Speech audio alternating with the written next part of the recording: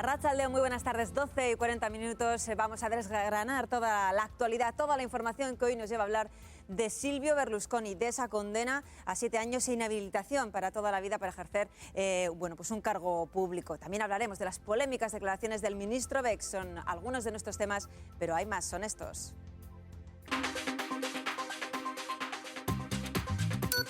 ¿Acabará Silvio Berlusconi entre rejas? El ex primer ministro italiano condenado a 7 años de cárcel por inducción a la prostitución de menores y abuso de poder. Berlusconi dice que es absolutamente inocente. Prevenir el maltrato y educar en igualdad son dos de los objetivos de un plan presentado por el gobierno vasco que se llevará a la práctica a partir de septiembre en 50 colegios de Euskadi. Y estamos muy pendientes de la última hora sobre la investigación de la Ertzaintza en torno a una posible agresión sexual a una menor en Zarautz. Los hechos ocurrieron la noche de San Juan.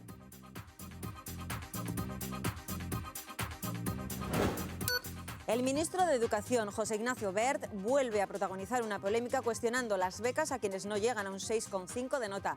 ¿Tendría consecuencias en Euskadi un cambio en los requisitos que fija el ministerio?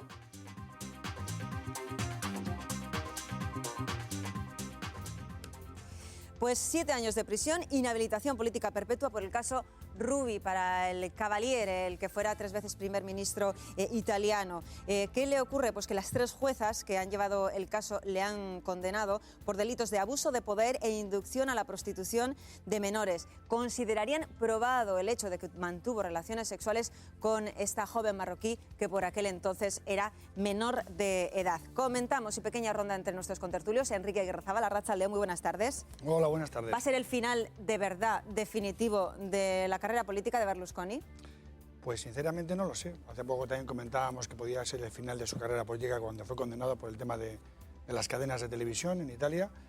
Y estábamos también pendientes de qué es lo que pasaba con este caso, que yo creo que todavía es más preocupante, porque estamos hablando de una corrupción de menores y tráfico de influencias y abuso de autoridad ante la policía de Milán.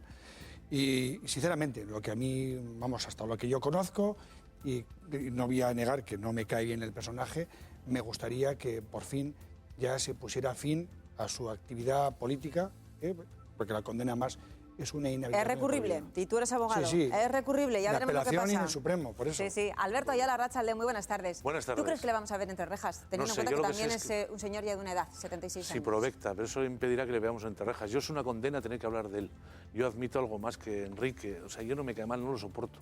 Me parece una desgracia para la democracia, para Europa, para el mundo y para Italia. Me parece un ser repugnante, un corrupto que ha entrado después de un episodio de corrupción terrible en Italia que fue Tangentopoulos. Apareció él con sus emisoras de televisión y lo que ha hecho es cambiar de protagonismo a la corrupción. Le veremos en la cárcel. Quedan 2 recursos, no se va a sustanciar el caso hasta 2014, tiene muchos años. Yo desgraciadamente tengo muchas dudas y lo que me preocupa además es otra cosa, es que esto pueda de nuevo llevar a Italia a la inestabilidad política, porque este señor tiene de buena parte en sus manos al gobierno de Es la siguiente pregunta que plantea Miriam Vázquez. Arratsaldeon, muy buenas tardes. ¿Va a afectar de alguna manera esta sentencia a la estabilidad política del gobierno italiano? Hombre, sí que se está comentando desde distintos ámbitos que puede haber cierta presión hacia el ETA para que pueda mover hilos en la justicia y que pueda librarse finalmente de ese castigo, y que si no lo hiciera, pues finalmente le dejaría caer. Y en el juego de alianzas que podemos ver, por ejemplo, en el Senado, porque en el Congreso o en la Cámara italiana, que es como se llama ahí, lo tiene más o menos solucionado porque tiene una mayoría clara el gobierno del ETA, sí que vemos que en el Senado le haría falta, por ejemplo, aliarse con el Movimiento 5 Estrellas de Grillo. Y ahí ya veo más problemas, porque ya dijo en su momento Grillo que no iba a firmar en ningún momento ningún pacto de gobierno con ninguno de los partidos mayoritarios, que en su caso iría negociando pactos puntuales. Y ahí yo lo veo más complicado, y además hemos visto también en las últimas semanas que está teniendo una deriva personalista también el Movimiento 5 Estrellas, ¿no? Con esas expulsiones de Grillo de personas de su partido, y yo creo que ahí puede ser muy complicado llegar a una alianza. No sé, a río revuelto, ganancia de pescadores, ¿quién va a resultar ganando en este río? Vamos por este lado. Pablo Hernández, Arratsaldeon, muy buenas tardes. Muy buenas tardes. Decía Enrique que era un personaje que no le fascinaba en absoluto. Sin embargo, a pesar de verse envuelto en muchísimos casos, en algunos casos de delitos fiscales, de corrupción, incluso condenas de 11 años y 5 meses de prisión, ha tenido un apoyo en las urnas muy importante. Sí, es interesante porque hay que pararse a pensar por qué ha sucedido eso, y en ese sentido yo creo que hay que referirse al suicidio de la política italiana. Italia es un país realmente interesante analizar su política, porque si bien la gran familia de la derecha italiana, la democracia cristiana, con un peso innegable en la política italiana, bueno, tuvo un declinar en los últimos años innegable, también es cierto que la izquierda muy potente, el gran Partido Comunista Italiano, que era el gran eje de la izquierda europea, se suicida políticamente, y todas las opciones políticas que podían ir emergiendo fracasan una tras de otra, y aparece un tipo como este que podíamos emular pues, a un Jesús Gil, o bueno, no irnos tan lejos. En Navarra tenemos a una señora que presuntamente también tiene importantes casos de corrupción, presunta corrupción encima de la mesa. Tenemos los casos en Galicia, todas las familias en la Comunidad Valenciana. No seamos fariseos tampoco y asumamos que en el Estado español, si hacemos un rápido escaneado, vemos casos de corrupción como el de Berlusconi. Eso sí. Enseguida os voy a plantear si veis un paralelismo entre Berlusconi y los casos que está apuntando Pablo. Enseguida, porque quiero dar nuestro número de teléfono, el 902-540-541, para que nos deis vuestra opinión sobre esta sentencia. Veremos a Silvio Berlusconi entre rejas. ¿Será el fin de su carrera política? Decía que es un caso y una sentencia que todavía tiene un recorrido en los tribunales, porque ya han advertido sus abogados de que va a recurrirlo. Pero Berlusconi no es el único caso en el que se ve envuelto. Ha tenido ya otras condenas, y lo que te rondaré, Moreno. El resumen lo hace, como siempre, Roberto Almau. Adelante.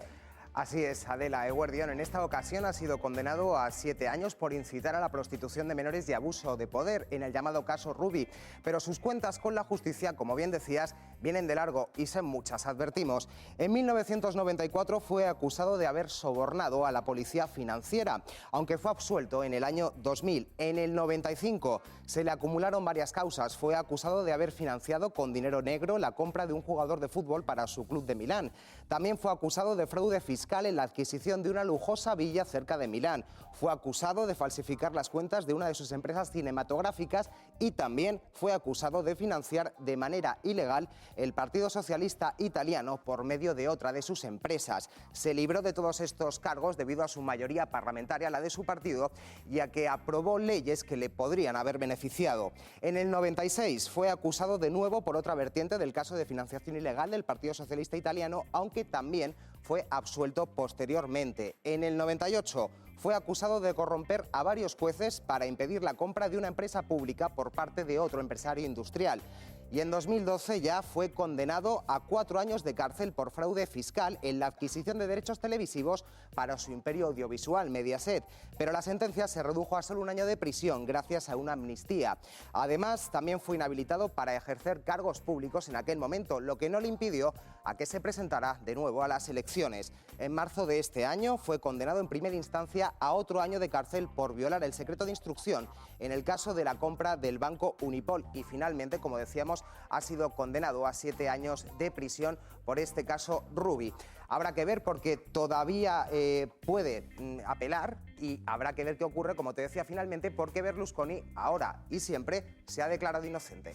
Perfecto, Roberto. Me voy a quedar con 4 palabras: condena, absolución, prescripción, incluso amnistía. Os pregunto, ¿creéis que con ese amplio historial que nos ha puesto aquí sobre la mesa Roberto, si fuera otra persona que no fuera Berlusconi, estaríamos hablando de esas 4 palabras? Si fuera otro país. Es que antes hablaba Pablo, se retrotraía a los 90. En los 90 cae un sistema político en Italia. Cae todo porque estaba corrompido arriba abajo. ¿Vale? Entonces, esa caída le beneficia, de esa caída emerge Berlusconi. ¿Por qué? Porque controlaba los medios de comunicación. Es muy importante. ¿Qué hace con su llegada al poder? Controla también los medios de comunicación públicos, y además se dedica a controlar todo.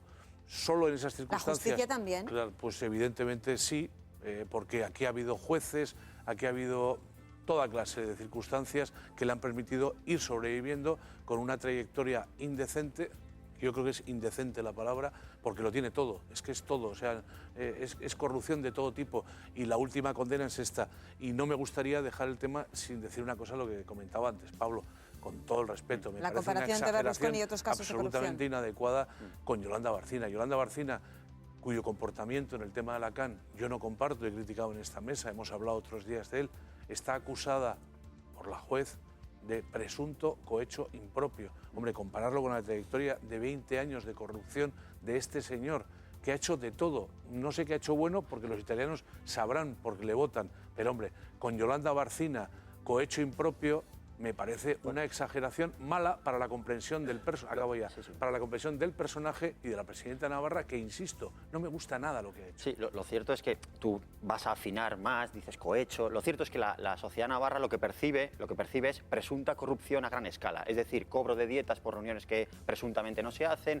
caja de ahorros que desaparece de un día para otro. Bueno, es un proceso, pero evidentemente se la encuentran ya desaparecida. Entonces, cuando en el listado que poníamos ahí en la pantalla al final es corrupción la palabra. O sea, ponle los distintos calificativos jurídicos que quieras, pero es una utilización de la política para mayor crecimiento económico pero personal. Es comparable un caso, al menos del que estamos hablando, de las dietas de Lacan, con ese historial que hemos visto de Berlusconi de los últimos 20 años. Bueno, sería interesante si algún día tenemos todo el historial de lo que ha pasado en Navarra en los últimos años. Entonces, en ese caso ya podríamos valorar en condiciones, porque también tenemos episodios de señores que van a muros a recoger sobres. Es decir, Nanni Moretti ha hecho grandes películas sobre lo que le ha pasado a Italia en los últimos años. Ese señor que va al muro, ese señor es un antiguo dirigente del Partido Popular, que entre otros yo piensa que le han engañado, es mi opinión. Y la de otros muchos navarros. Insisto, comparar todo esto, y acabo ya, comparar con 20 años de corrupción generalizada, metida en las estructuras del sistema, donde ha corrompido todo, con un caso en el que se puede estar absolutamente en desacuerdo con las dietas, con lo que se ha hecho con Caja Navarra. Yo lo que planteo, vamos a ver. Pero vamos a ir luego con Enrique, venga. Y sobre todo que me gustaría luego centrar y recentrar el tema de Berlusconi. Porque me parece tal dislate comparar Bárcenas con Berlusconi, Barcina, perdón. Es subconsciente, te has traicionado igual. Puedo entender. No, y aún así, vamos, que estamos hablando de una persona que acaba de ser condenada por uno de los delitos más graves que puede haber, que es corrupción de menores, que es prostituir a una Abuso de poder 6 años, corrupción de menores 1, ¿eh? Bien. Lo que le llevaría a la cárcel. No, pero no me sería importa el abuso la cantidad de del delito. Me importa, tiene un componente moral. Sí. O sea, la diferencia de este delito, del de corrupción de menores, esta chica que tiene de alias Rubi. Es un tema muy... Además es el que marca la diferencia con el resto de las condenas. El resto de las condenas que tiene este señor tienen que ver o bien con sus negocios o con la política relacionada con los negocios, más allá de que haya podido manipular en muchos aspectos, no solamente la administración, sino también y sobre todo la administración de justicia. Y también precisamente por ese componente sexual que tú dices, amoral, ha saltado más y se ha seguido más en los medios de comunicación. Precisamente por esta mañana muchísimos medios de comunicación, no solamente italianos, sino prácticamente de toda Europa, hablaban de que aquí, este es el punto sobre la I, esta es la gota que desborda el vaso y donde ya por fin se puede predecir la caída ya definitiva de Berlusconi. Pero precisamente por esta connotación, es decir, estamos hablando ya no de que si robaba, ha dejado de robar, hay dudas de si... No, todo el mundo, pero no, es que se ha metido en un terreno francamente delicado, como es el tema de los menores, y eso yo creo que ni la sociedad italiana se lo van a perdonar. Pero es el tema de los menores, es el tema de al margen, inducción a la prostitución de menores es un cargo y es un delito terrible, pero estamos hablando de ese escándalo sexual, de las velinas, de las fiestas de Bunga, de todo lo que se ha conocido en los medios de comunicación, de que si robó, de que si no, soltarla de la cárcel, llegó a decir Berlusconi, porque le pillaron presuntamente robando, diciendo que era la sobrina de Mubarak. La sacaron esa noche. La sacaron, efectivamente. Es tremendo. Bueno, todos estos ingredientes han hecho que no solamente... Pero porque va relacionado con el mundillo de una menor, o sea... ¿Pero porque va con el mundillo de una menor? ¿Seguro solamente por el que fuera menor? Es decir, si este señor lo que tiene como práctica es invitar a jóvenes, me digo a menores o ya mayores de edad, a este tipo de fiestas en su casona o en su caserío italiano, entonces, lógicamente, cuando ya se ve una situación muy complicada, lo que hace es utilizar esa autoridad que él tiene, abusa de ella y es capaz de... ¿Y qué tipo de mensajes se está lanzando a la sociedad? Estamos hablando de un abuso de poder, estamos hablando de corrupción de menores, Pablo. Sí, pero insisto, yo detecto cierta hipocresía. ¿Quién pondría aquí la mano en el fuego?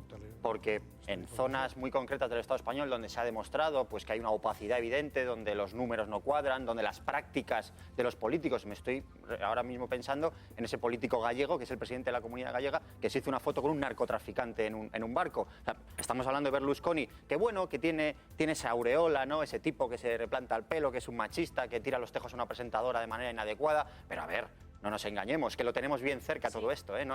Pablo, yo estoy de acuerdo contigo en lo que mencionas, que no podemos cerrar los ojos a los casos que tenemos por aquí en el Estado español, porque además son casos graves.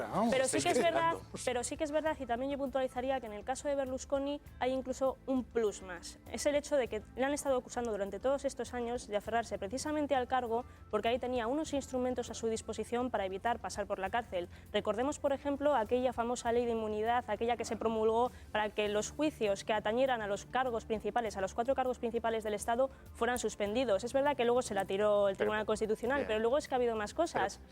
Permítanme un segundo, es que ha habido más cosas. Ha habido más cosas como, por ejemplo, que cada vez que eran citados a declarar se les permitía, y esto ya es surrealista, se les permitía aplazar la cita por motivos de agenda. Y se llegaba a un momento en el que incluso podían hasta prescribir esos delitos. Claro, como ha pasado en muchas ocasiones. Efectivamente.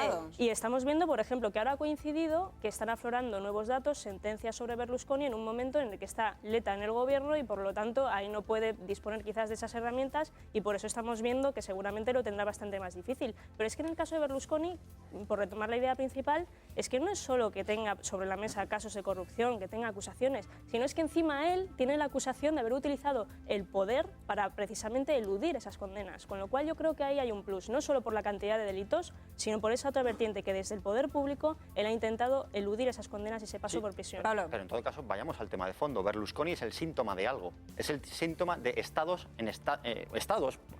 países que están en una situación de decaimiento, de pérdida de valores a todos los niveles. Lo que está pasando en el mundo estos días, lo de Turquía, lo de Grecia, lo de Bulgaria, es síntoma de cosas, de que la casta política, esa que representa Berlusconi o la que aquí representan tantas personas, en otros países no tiene esa impunidad. ¿Por qué en países del norte de Europa no tienen esa impunidad? ¿Por qué en Canadá no la tienen? ¿Por qué ahora en países de América Latina no la tienen? Porque hay mecanismos de revocabilidad. Los políticos son controlables. Aquí lo que tenemos, y en Italia también, desgraciadamente, son modelos muy similares. Estados en crisis, cogidos con pinzas, y o la ciudadanía pone en solfa todo esto y cambia este modelo de gestión, este modelo de arriba abajo hay que modificarlo. Porque si no, después de un Berlusconi va a ir otro. Porque al final Beppe Grillo, tú has hablado de Beppe Grillo, es el síntoma. Berlusconi es la consecuencia del destroce masivo de la derecha italiana, que a sí misma se autodisuelve. Pablo, estamos hablando de los últimos 20 años. Estamos hablando de que Berlusconi lleva en esta vorágine de los últimos 20 años. ¿Y qué ha pasado? ¿Lo estás circunscribiendo al tema de la crisis exclusivamente? No. Es que la crisis no es económica solamente. Es una crisis institucional, es política y es una crisis acerca de cómo se construyen los estados y cómo se construye el poder y la gobernanza hoy en día. Y ese es el grave problema que hay. Todo está ligado. Una pregunta, a ver, un momento, os planteo, ¿es extrapolable el modelo italiano a cualquier otro estado europeo? A Francia, Alemania, España. No, pero es que más Estado español, acaba de poner Italia, como ejemplo lo que está pasando en Turquía, en Bulgaria. O sea, vamos a ver, ahí lo que se ha movido, precisamente, vamos a ver, ahí lo que ha pasado es que quien se ha movido precisamente es el pueblo. Lo que no ha pasado en Italia. En Italia quien no se ha movido ha sido el pueblo. Es más, el pueblo le seguía dando, con el voto le seguía dando su confianza. Esta vez menos que otras, ¿de acuerdo? O sea, vuelves, yo creo que otra vez a errar el tiro, como acabas de comparar antes a la alcaldesa, a la presidenta de la Comunidad Autónoma de Navarra, Yolanda Bárcena, y vuelves a equivocarte. Es decir, es que no tiene nada que ver un movimiento con otro. O sea, en Turquía ha sido por una plaza, cuidado, en Estambul.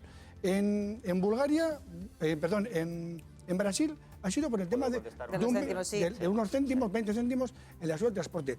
Que todo eso es capaz luego de aflorar cosas que hay latentes, perfecto, pero es que no tiene ningún parangón en absoluto con lo que lleva pasando en Italia desde que está Berlusconi. Una de las preguntas que os planteaba al inicio del programa, ¿hasta qué punto, a pesar de todos los escándalos, la gente seguía apoyándole las urnas? Es algo que alguien decía, ¿cómo puede ser esto posible?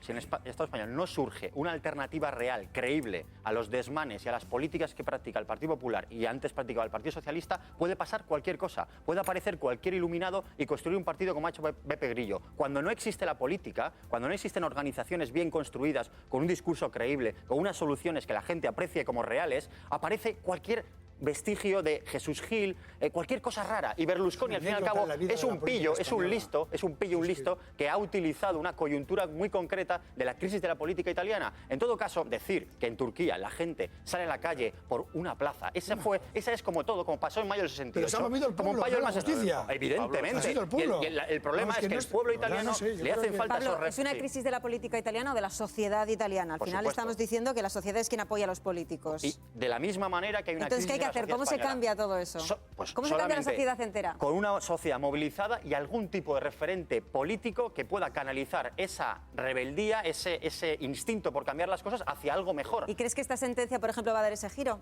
¿Que se va a producir ese giro en la política italiana? Es un paso en adelante, de corroborar, de confirmar que este tipo era un sinvergüenza, que este tipo es una persona sin ningún tipo de escrúpulo y que es necesaria otra cosa. Veremos si las organizaciones políticas italianas son capaces de canalizar todo esto por otro lado. Yo lo de Pablo me parece un exceso, una vez más, como en la otra ocasión, me parece un exceso.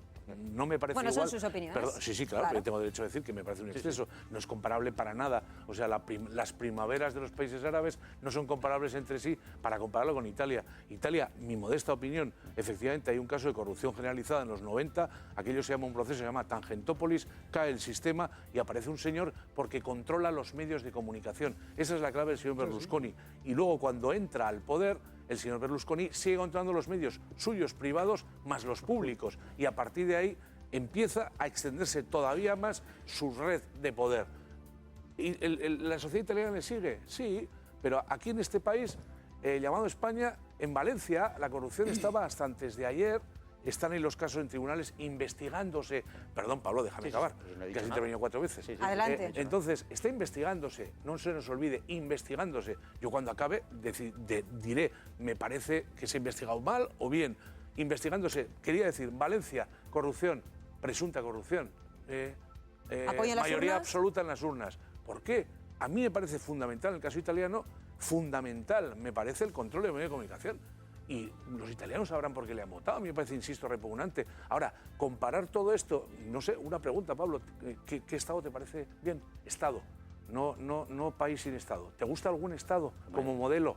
Es que has puesto todos igual. Ya he planteado, por ejemplo, que las socialdemocracias que existen en el norte de Europa no hay nada comparable a los regímenes que existen en Italia o el Estado español. Es decir, hay una revocabilidad, hemos visto hace poco en Islandia cómo cambiaron las cosas, luego volvieron a cambiar. Es decir, hay un control ciudadano mucho más evidente que lo que hay en Italia, pero tú hablabas de control de medios de comunicación. Claro. No es solo eso. Ha sido presidente del gobierno, ha sido el padre espiritual y el conductor de la derecha italiana durante 20 años y eso requiere de algún tipo de análisis más allá de lo que estáis planteando de un tipo sin escrúpulos. Aquí lo que se está gestionando no sé qué más se puede ser. ¿El qué? ¿Perdón? Que no sé qué más se puede ser que un tipo sin escrúpulos. Bueno, pues que cuando no hay alternativas. Mira, en el Foro Social Europeo al cual tuve la oportunidad... Pero que tener acceso al conocimiento ciudadano. Si el problema está que en Italia no hay prácticamente, la mayoría de la población se informa por televisión, por las radios y el control del Berlusconi. Has hablado del control de los medios de comunicación. ¿Qué pasa con el control del legislativo? Y antes lo habéis insinuado. ¿Qué pasa con el control de la justicia? Porque también hay que recordar que en este caso, una de las fiscales que estaba instruyendo el caso recibía amenazas, recibió incluso unas balas en un sobre. Es decir, estamos hablando ya no solamente de presiones, estamos hablando de muchas cosas más. En este caso, pero es que eso digo, la corrupción se extiende. Este personaje es lo peor, lo que tú has descrito. Es que no se me ocurre nada peor. Entonces, ha ido incrustando su corrupción en todos los estamentos de la política, de la justicia. Utilizo vuestras palabras. Este personaje es lo peor. Este personaje está en todos los foros europeos porque Italia es un país que pertenece a la Unión Europea. ¿Qué pueden hacer los socios frente a este tipo de actuación dentro de un país? ¿Pueden hacer algo? ¿Pueden no hacer nada? ¿Pueden penalizarle de alguna manera? Lamentablemente los socios europeos, quien domina Europa en las políticas económicas, están de acuerdo con Berlusconi, que es lo que les une, es lo fundamental. A ellos, evidentemente... La moralidad entonces les da igual. Como el privado, evidentemente, dirán, este tipo, pues fijaros lo que tenemos al lado, pero en realidad son amigos, son pero a Berlusconi ya lo quitaron de medio, ¿Por qué llegó el anterior primer ministro de Italia?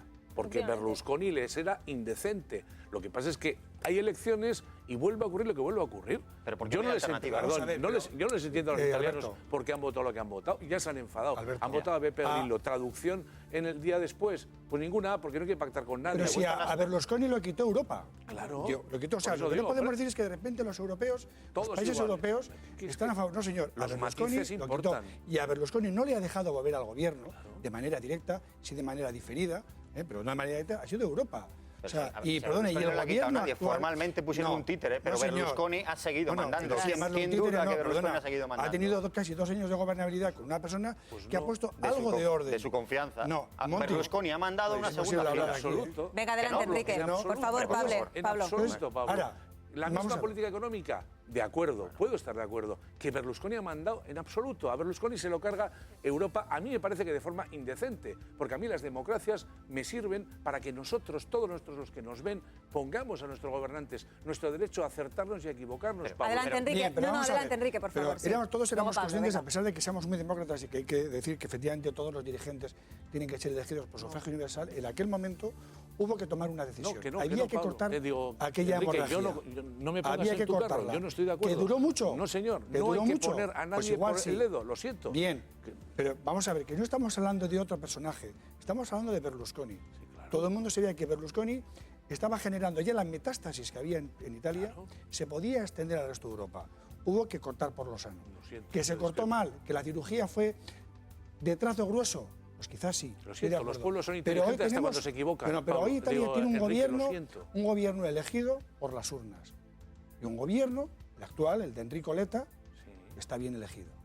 Hombre, O nos gustará más que no puede moverse. o nos gustará menos. Que no puede moverse Bien, la porque- pregunta es, la capacidad de influencia que tiene actualmente el vicepresidente, que es de la mano derecha, yo no recuerdo ahora el nombre, De Berlusconi. ese personaje va a seguir teniendo el poder e influencia sobre el actual gobierno de Enrico Letta después de lo que está pasando y lo que estamos viendo, ya no a nivel italiano, que de verdad esta mañana era para coger los titulares de muchos medios de comunicación europeos.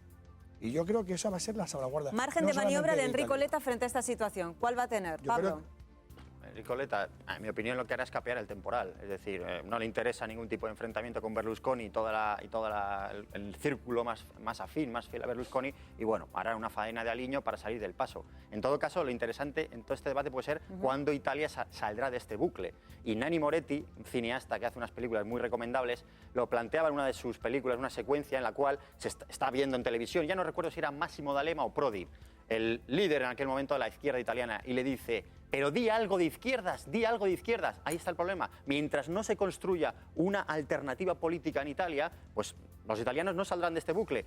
Bueno, habrá ¿Y que por qué no se construye? ¿Quién lo impide? Mira, yo tuve el placer de asistir a las sesiones a los debates que se produjeron en el Foro Socioeuropeo en Florencia en el año 2002, donde el señor Bertinotti, que era el máximo dirigente del Partido de Rifondazione Comunista, tenía las bases, realmente tenía la gente en su mano para poder llevar a Italia por otro camino, y prefirió aliarse con el partido el Partido Demócrata Italiano, la centro-izquierda italiano, y se suicidó a sí mismo. Ese fue el grave problema. Si Rifondazione Comunista hubiera abrazado otro tipo de políticas, ni Berlusconi hubiera pasado por A la ver, y política aquí no italiana. estamos siendo y los italianos más también. papistas que el Papa, es decir, desde aquí estamos proponiendo unas soluciones a un país y ese país está yendo por otra Pero fue el línea, debate que hubo por en otra Italia.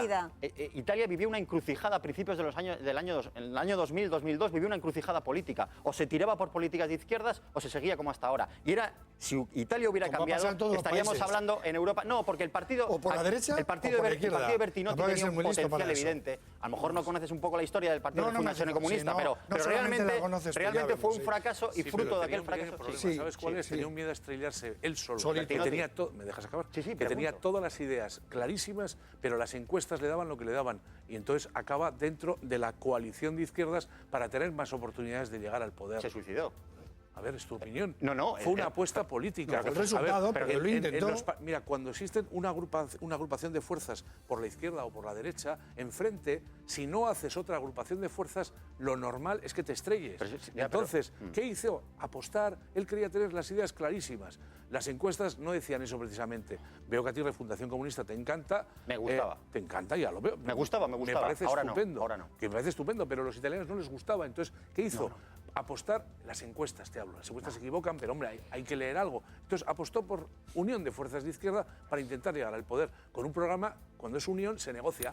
Y entonces era un programa negociado. Me parece que estáis dando por supuesto que ya Berlusconi, finiquitado. No, Ya no, ojalá, no existe ojalá, más, ojalá. no existe más su partido, no existe ese partido que tiene ahora mismo la llave del gobierno italiano, pero todavía no es así. Claro que Eso no es así. Por eso preguntaba lo del margen de maniobra de Letta o el margen de maniobra que puede tener o el peso que puede tener el partido de Berlusconi a la hora de proponer hace nada pues una nueva ley, la proponía en el Parlamento, por la cual se permitiría que se suspendieran durante 6 meses los juicios en curso si los magistrados los que los llevan dan muestras de algún tipo de politización, es decir, hace algún tipo de declaración, etcétera. En el momento que son sancionados, si que fueran sancionados esos jueces, entonces ese juicio se suspendería. Estaríamos hablando otra vez de una especie de salva Berlusconi, como han llamado a esta ley, insisto que todavía está en el Parlamento. Miriam. Pues ahí volvemos nuevamente a lo que mencionábamos antes de las presiones que puede haber hacia Letta para no dejarle caer a cambio de que se respalden ese tipo de propuestas.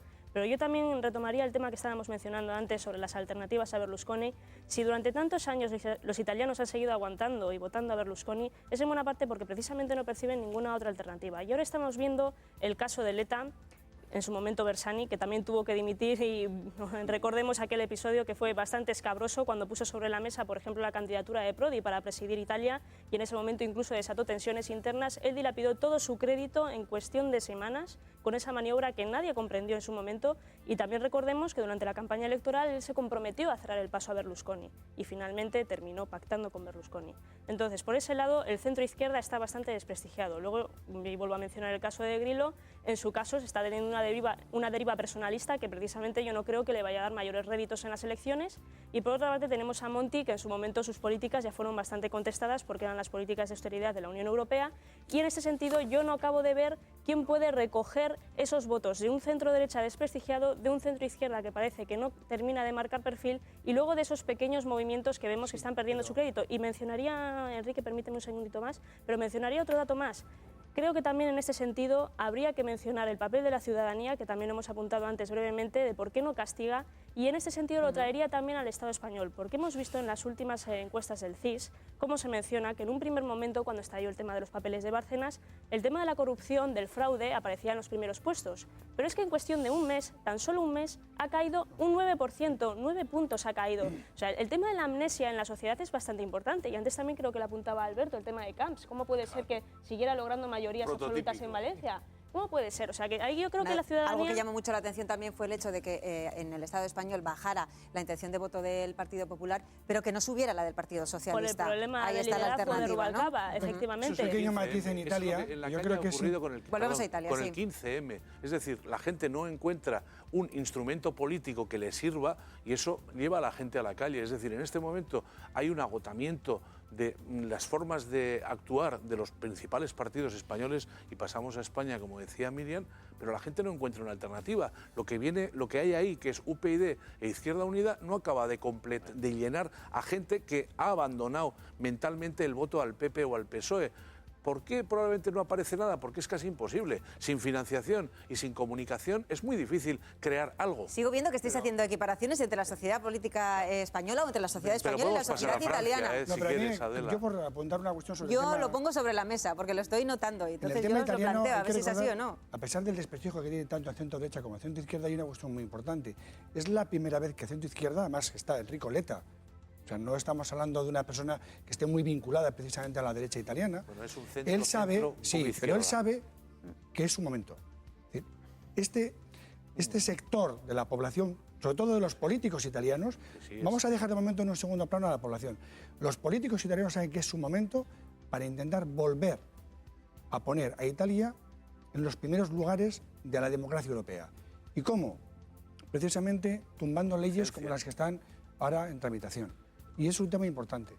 Si Enrico Letta es capaz de jugar bien sus cartas, si es capaz, cuidado, de hacer sobrevivir al PDL, que es el partido de Berlusconi, que sobreviva respecto de Berlusconi, es capaz de mantener una cierta estabilidad en el gobierno y puede llevar precisamente más al centro izquierda o al centro, por mucho que pueda agrupar a algunos sectores de la derecha. ¿Tú confías, a una Enrique, posición... en que el PDL sobreviva al margen de Berlusconi? Yo creo que sí. ¿Tú crees que cambiaría en algo las líneas ideológicas del sí. PDL, aunque no estuviera Berlusconi, o seguiría por la misma línea? El gran problema que tiene el PDL es que no tiene ideología. No la tiene. El gran problema pero el PDL no tiene ideología. El PDL es una amalgama de cosas que todavía la tienen que definir. Es berlusconiano. Es muy berlusconiano, es muy personalista. Todo lo que hace falta es que efectivamente ese sector de la derecha italiana vaya perfilando, vaya ahormando su propia ideología, sea capaz de hacerla, de conjugarla precisamente con lo que tienen actualmente, y eso es una labor que tiene el actual equipo de gobierno. Y conociendo un poquito la trayectoria de Letta, yo soy optimista en ese sentido. Golpe encima de la mesa de Enrico Letta. Yo creo que por supervivencia. Esta es una persona que viene desde las juventudes, es un animal político que se diría, confianza. Bueno, yo creo que va a depender de que alguien en el PDL, en el partido de Berlusconi, decida que después de Berlusconi quiere seguir comiendo esto de la política. Entonces, si esos son mayoría y acaban tumbando a Berlusconi, ellos mismos se habrán ganado su futuro. Berlusconi puede ser muy alargada, incluso condenado, incluso inhabilitado. Por eso digo. Pablo. Sí, no, es llamativo como desde en Italia o el Estado español, siempre la derecha, cuando se refiere a políticas de derecha, dice no hay ideología. Pues claro que el PDL ha hecho políticas de derechas, el partido apadrinado por Berlusconi evidentemente que ha hecho políticas de derechas. En todo caso, el problema que se enfrenta el nuevo presidente y cualquiera otro de centro-izquierda es que no hay margen. No hay margen.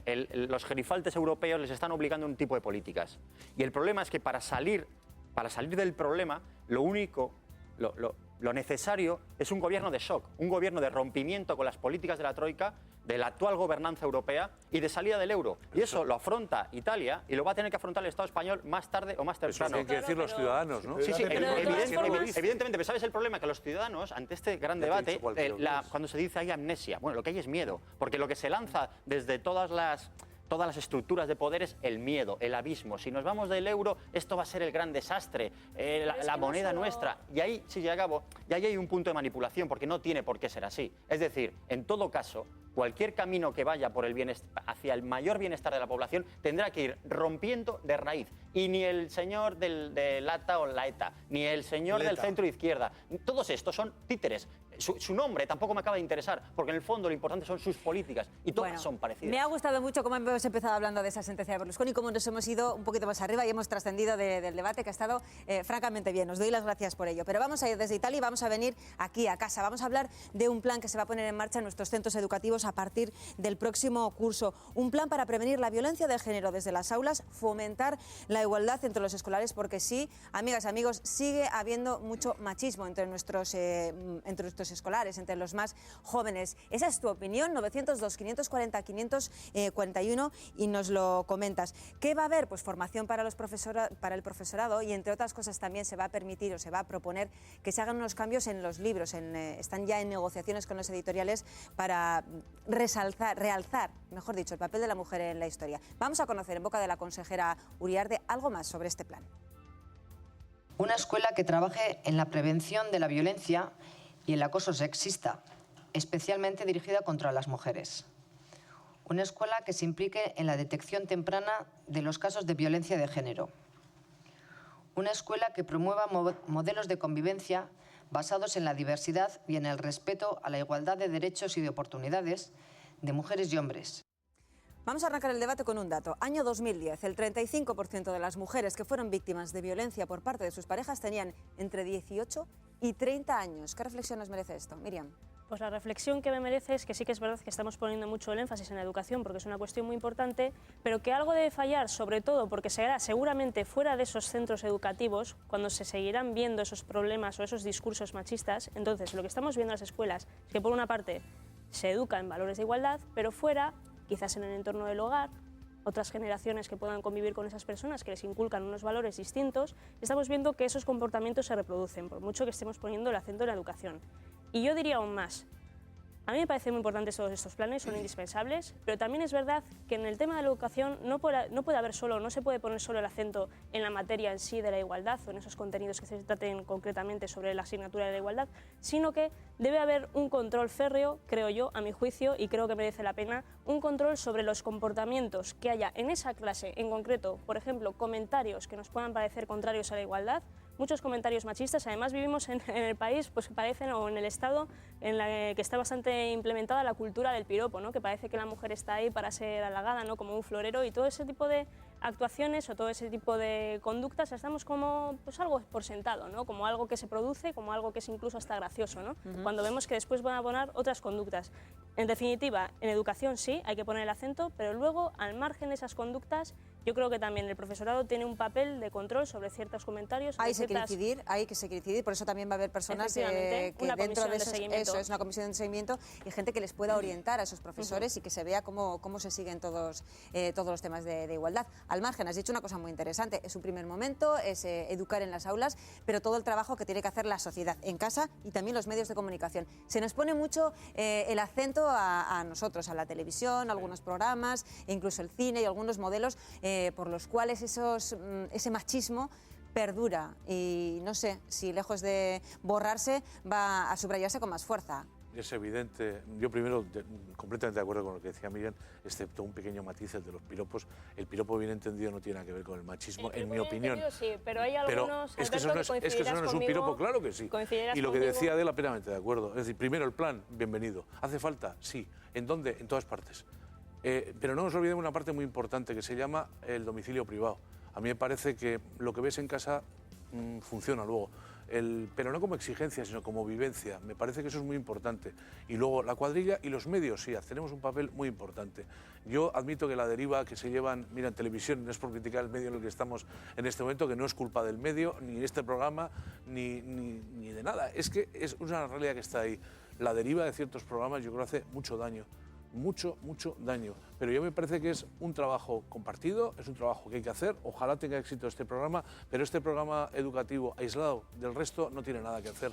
Me parece a mí, en la familia, tal vez hemos estado muy ocupados todos, había que trabajar fuera de casa y 14 horas para no sé qué, tal vez hemos dedicado menos tiempo. Estamos hablando de un estereotipo que igual, o de un planteamiento, o de unos parámetros, unos paradigmas que se habían en unas casas de hace mucho tiempo. Vamos a hablar 40, 50 años. Pero estamos hablando de este dato, que es que las mujeres, al menos en el 2010, ese 35% tendrían entre 18 y 30 años. Estamos hablando de... el acoso psicológico, te dicen esos estudios, los WhatsApps, el control de las chicas pequeñas, de 14 años, de 13, de 15... O sea, ¿no hemos avanzado nada o lo que hemos avanzado lo hemos echado por la borda? Bueno, el problema es qué es lo que hace ir hacia atrás. Y, por ejemplo, estáis hablando de medios de comunicación, la casa. Para mí esto no tiene nada, no se puede comparar con, por ejemplo, la ley que se está maquinando ahora, que se está pergeñando con el tema para restringir el derecho al aborto. Eso va a ser una fábrica de machistas y de valores machistas enorme. ¿Por qué? Porque muchos, en el imaginario de los hombres, que al final es donde hay que entrar, ¿por qué están las ideas machistas incrustadas en el imaginario de muchos hombres? Lo que se visualiza es que la mujer, debido a una ley que hace un gobierno con nombres y apellidos, no es dueña de su propio cuerpo, no puede dirigir su propio cuerpo. Si ella no puede dirigir su propio cuerpo, pues ya automáticamente, de alguna manera, en el imaginario colectivo se percibe que, bueno, ese cuerpo no es de ella, no es mío. Bueno, has hecho una vinculación con la que Enrique, desde luego, creo que no está para nada de acuerdo. Hace media hora que me he perdido. Puedo dar otras dos. O sea, de verdad. Sí, vamos a dejar que responda Enrique, luego no, vamos a ver, Pablo. volver una vez más a vincular el tema de las agresiones a las mujeres, violencia contra las mujeres, con la ley que se está pergeñando en el Parlamento. Es que ahora hay una ley de aborto y todo eso existe. Bueno, vamos a ver. Por centrar un poquito, va, Enrique. Eso de que decían los romanos, pro domo suba. Esa es la pregunta. ¿Por qué existe el machismo?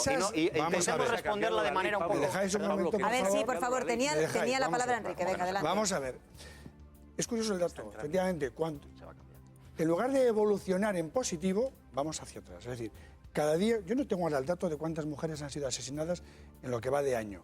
Creo que andará por las 27, por ahí.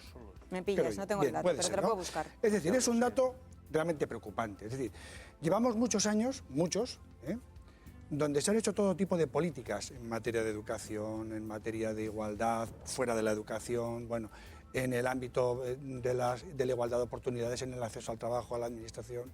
Se ha hecho de todo absolutamente. Hemos gastado o invertido, me da igual cómo lo llamemos, muchísimo dinero mejor en los últimos, ¿verdad? En los 30... No, es que últimamente he visto el resultado, prefiero ya no hablo de inversión, hablo de gasto. Entonces, y sin embargo vemos que cada día los jóvenes son mucho más agresivos. Yo no hablo de machistas, porque yo tengo una educación machista, yo si puedo, y no tengo la gracia, lógicamente, lanzo piropos, pero jamás se me ocurrirá poner la mano encima a nadie, de entrada a nadie, y entre ellos ese nadie es una mujer, ¿no? Como tampoco haré otras muchas cosas. Entonces, también me duele mucho que se vincule machismo, ese machismo mal entendido, con el tema de la violencia de género.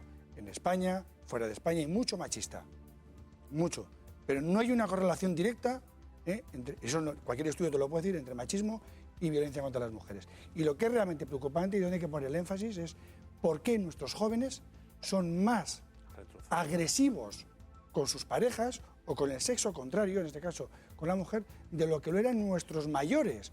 Esa es una cuestión que todavía está por estudiar, está por compartirás, dilucidar. Enrique, que la violencia sexista es una violencia machista. No, yo siempre he dicho que es violencia contra las mujeres. Yo ni le llamo...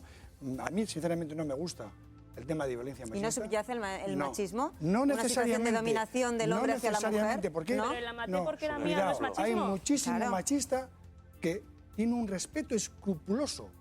Precisamente. Pero no implica, pero cuidado. vamos Y a eso ver, es un un tema machista preocupante. puede matar o no Y matar, nos hemos pero encontrado- si mata es un machista. Ya, pero nos hemos Si encontrado mata a con una muchos mujer, jóvenes que no son machistas. Muchísimos jóvenes. Y además no tienen pautas de machista. Era una puta No, idea y lo que tienen decías. comportamientos que no son machistas. Y ¿Pero tienen qué es un 25 comportamiento años. machista según tú? Quiero decir que No. un joven de ahora mismo le envía un WhatsApp a su novia y le diga no me gusta que te pongas la minifalda porque vas enseñando No me mucho por gusta que ahí, vayas tú eres con para mí cosas. solamente, etcétera, etcétera. ¿Eso qué es? Teníamos que definir lógicamente lo que... Claro. Antes teníamos un concepto de que era el machista, el hombre machista español era el de la mujer de la pata quebrada. Es decir, que te quedas en casa y poco más. Y se acabó la historia. ¿Y eso no es un tipo de agresión a la mujer? Sí, no, pero estamos hablando de que efectivamente es un tipo de agresión. Eso ya no se da. De anular a una persona, Eso ya no se da. de no Insisto, hacer no que se se da. realice. No se da Si tanto. el problema Lo es que de se da, involución, Enrique, lo el siento. dato que nos preocupa es el número de agresiones físicas, que es el dato que tenemos por las denuncias, el número de muertes, porque no hace falta ni denunciarlas. También hay datos de denuncias por cuidado. agresiones Y la pena psicológicas, ¿eh? La pena es que no tenemos el dato real del dato de agresiones psicológicas, que yo calculo que no, ¿Por qué no dices creo que no es real? supere. ¿Por qué no? Porque las mujeres, al final, sobre todo las mujeres que ya viven en pareja, no las denuncian. Yo calculo que no tenemos más de un 15%. Tenemos menos de las que se de No las creo que existen supere al realmente, ¿no? 15%. Por eso, pero la pregunta es, ¿por qué precisamente? Nosotros creíamos que ya estaba erradicado. Esta educación que teníamos nosotros, los que ya es una pasamos de batalla los diaria, 50, Enrique. que ya teníamos ese comportamiento machista que se iba a erradicar y que nuestros hijos, Qué va. los hijos que tenemos hijos de 18, 19, 20 años, ya no iban a Lo tener habían superado. No tenían esas pautas de comportamiento de esa educación que algunos decían franquista. Enrique, no, ya y se eso no levantó existe. la ¿Y mano. por qué? Es que el problema es que es más cómodo. Es que es más cómodo que te hagan la comida, que te laven, que estés en casa esperándome, que no vayas con tus amigos, no fiarte. Es que aquello de la relación de igualdad, es que siempre es más cómodo si dominas a alguien. Claro, si tú le puedes mandar a alguien, es mucho más cómodo decirle ordeno y mando, a que tengas que convencerle. Entonces, claro, cualquiera, hombre o mujer, pero la relación de mando es mucho más cómoda. Entonces, se ha levantado la mano, sospecho, no soy padre, sospecho, algo hemos hecho mal. Yo no me imagino cosas que yo veo y oigo con 18 años, a mis sobrinos tienen que ser. Yo en la facultad me cruzaba la cara cualquier compañera, lo siento y quiero decirlo, porque sí, eran unas chicas, bueno, duras, les tocó una época dura, te cruzaban la cara, yo lo que oigo ahora, y yo digo, pero no puedes decir Entonces, eso. por eso, ¿por qué Yo no hemos sé vuelto esa hacia atrás? pregunta. ¿Por Pero qué? la pregunta que hay que dilucidar ¿Qué hemos es hecho esa, mal? ¿por qué ahora? ¿Por qué hemos A pesar de levantado? todo lo que hemos Evidentemente hecho. hemos levantado el pie y hemos dejado que funcione la comodidad, y la comodidad es que ordenar es más fácil que el que es más fuerte. ¿Crees que hemos levantado el pie yo en lo estoy que, en lo que seguro. a Yo luchar estoy por la seguro. igualdad de Estoy los seguro que hemos sexos, levantado el de pie. los Sí, géneros? yo creo que- El yo creo- problema- Tengo las dudas, Pablo, luego vamos con Miriam. No, sí. a mí me parece, honestamente y sin acritud, un análisis muy pobre. Es decir, hemos levantado el pie, los hombres, no, vamos a ver.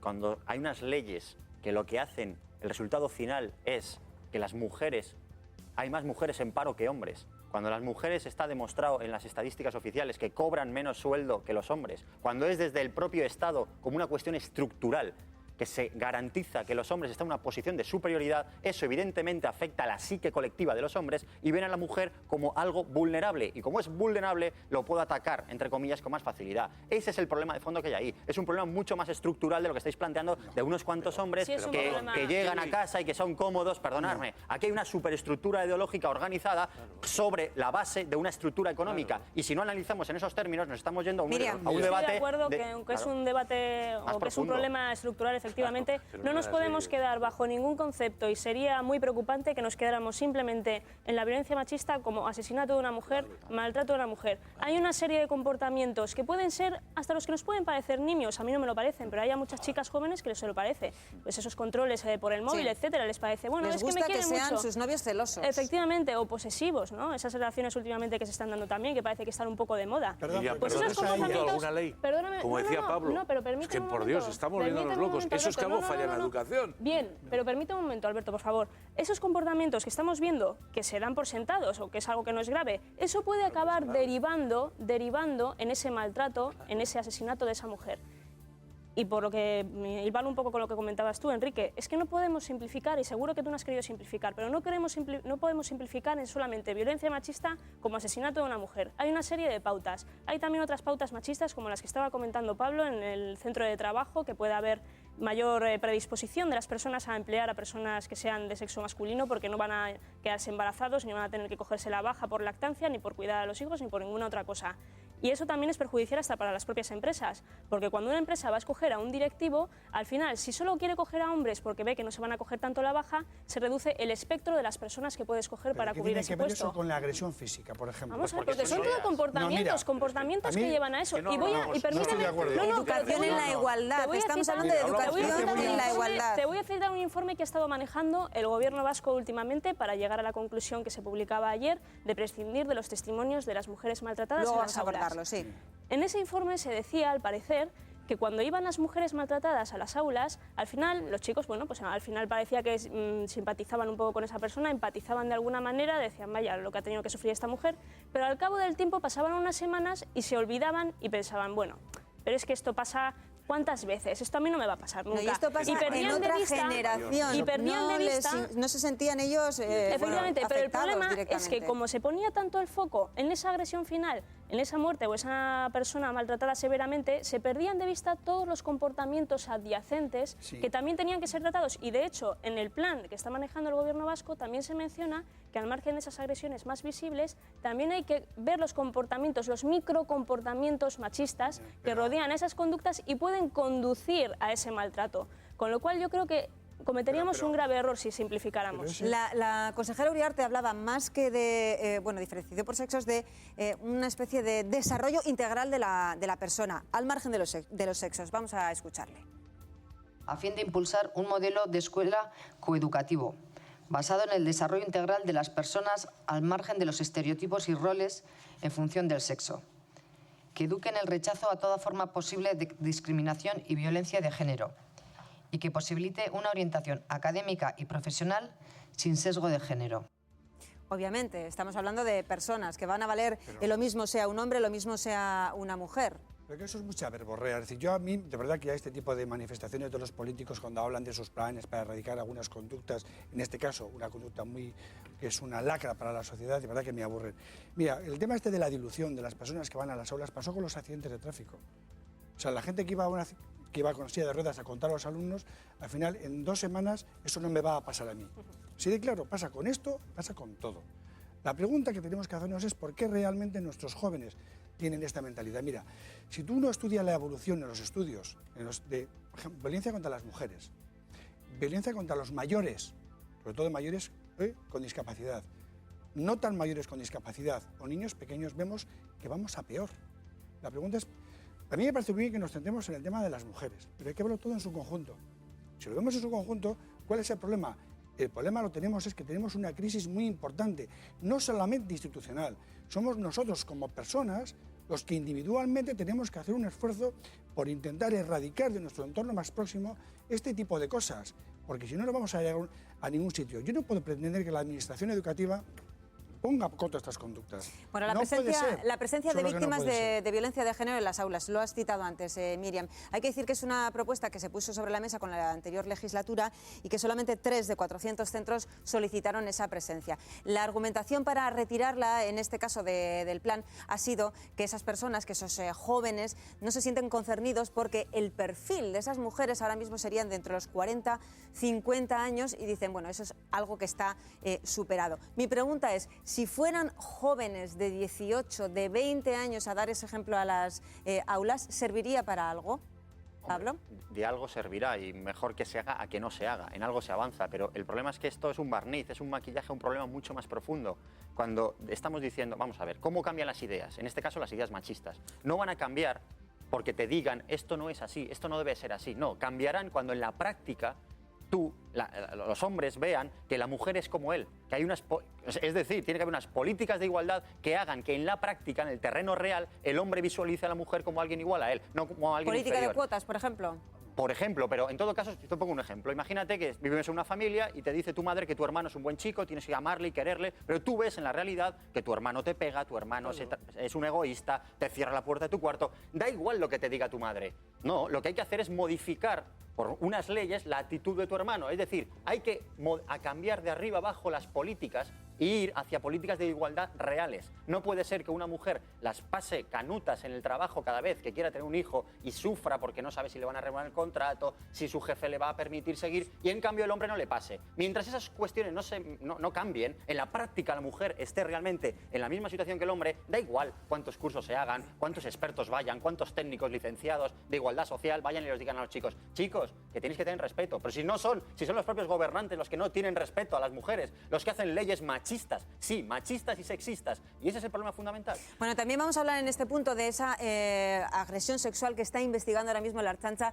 producida la noche del 23 al 24, la noche del domingo, en el malecón de Zarautz. Insisto que es una investigación que está llevando a cabo la Ertzaintza. ¿Por qué digo esto? Porque de alguna manera esa situación de dominación se produce y se refleja en las actuaciones de cuando los jóvenes salen a la calle.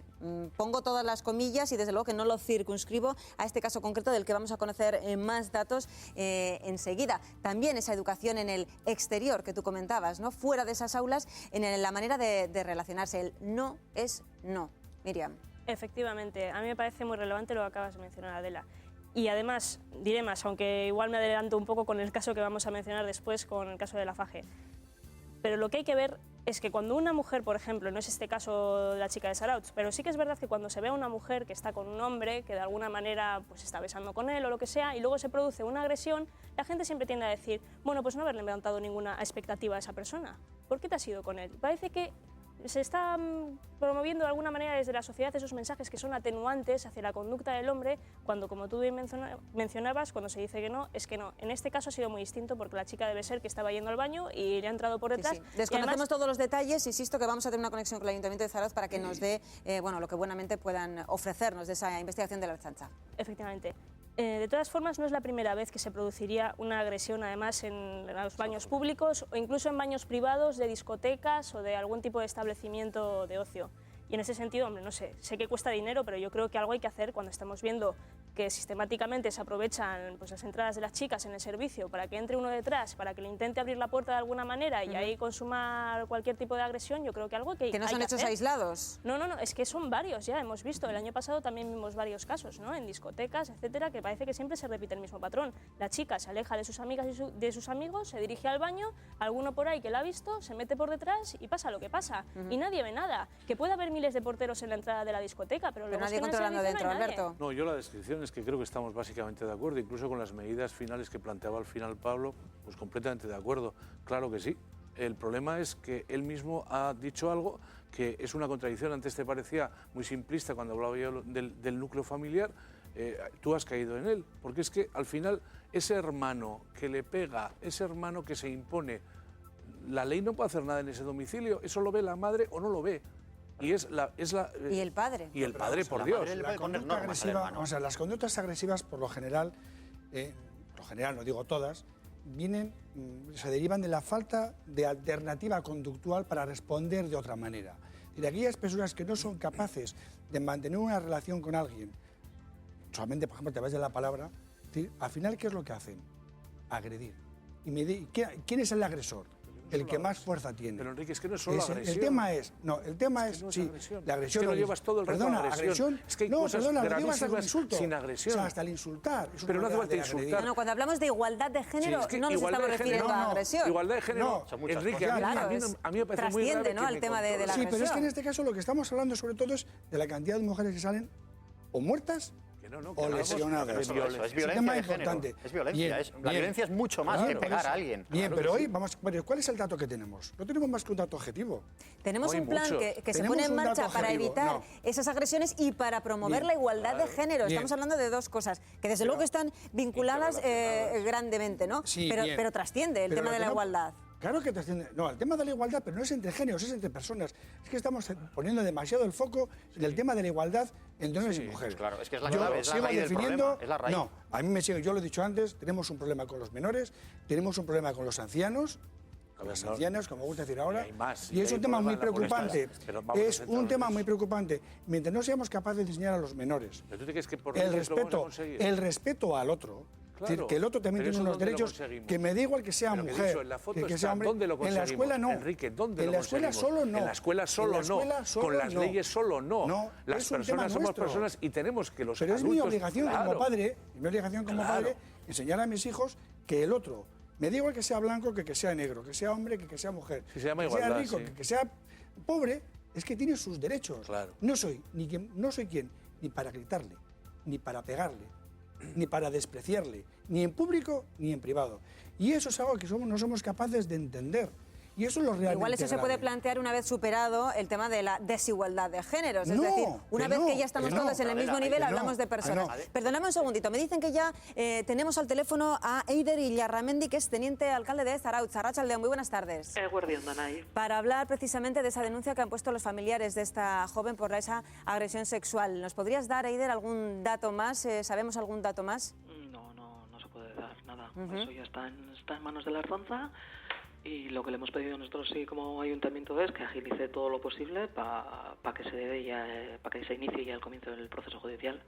Hoy habéis tenido una comisión extraordinaria. ¿Qué se ha decidido allí? Sí, pues nos hemos juntado todos los portavoces del ayuntamiento, todos, hemos acordado un texto y hemos dado una rueda de prensa con 7 puntos y que bueno... Un pequeño resumen de lo que allí se ha aportado. Un pequeño resumen, pues bueno, decir que el ayuntamiento expresa su total apoyo a la agredida de familiares, que no se puede consentir nada ni igual ni parecido, que basta ya, ni cuada, esan deu, y que... ¿Va a haber algún tipo de apoyo expreso, algún tipo de concentración? Sí, hoy a las 7 de la tarde el Gune Feminista hace llamamiento a todo el pueblo a las 7 de la tarde al malecón, en el mismo sitio donde se dio la agresión, y entonces el ayuntamiento hace suyo el llamamiento y allí estaremos. Aquí en el debate que estábamos teniendo, pues se apuntaba la posibilidad de que se pusieran algún tipo de medidas extraordinarias. Ahora que empiezan a llegar las fiestas, ¿es algo que se baraja dentro del propio ayuntamiento de Zarautz? Ahí no vamos a entrar, ¿eh? La campaña preventiva también se va haciendo con las fiestas, en los carteles en todos ya aparece, entonces ahí sigue su cauce, sigue su protocolo. ¿Y este ha sido un caso aislado? ¿Puede estar tranquila la ciudadanía de Zarautz o tenéis constancia de algún caso más? No. No. ¿Un caso aislado? Sí. Vale, perfecto, Eider. Eskerrik asko. Vale.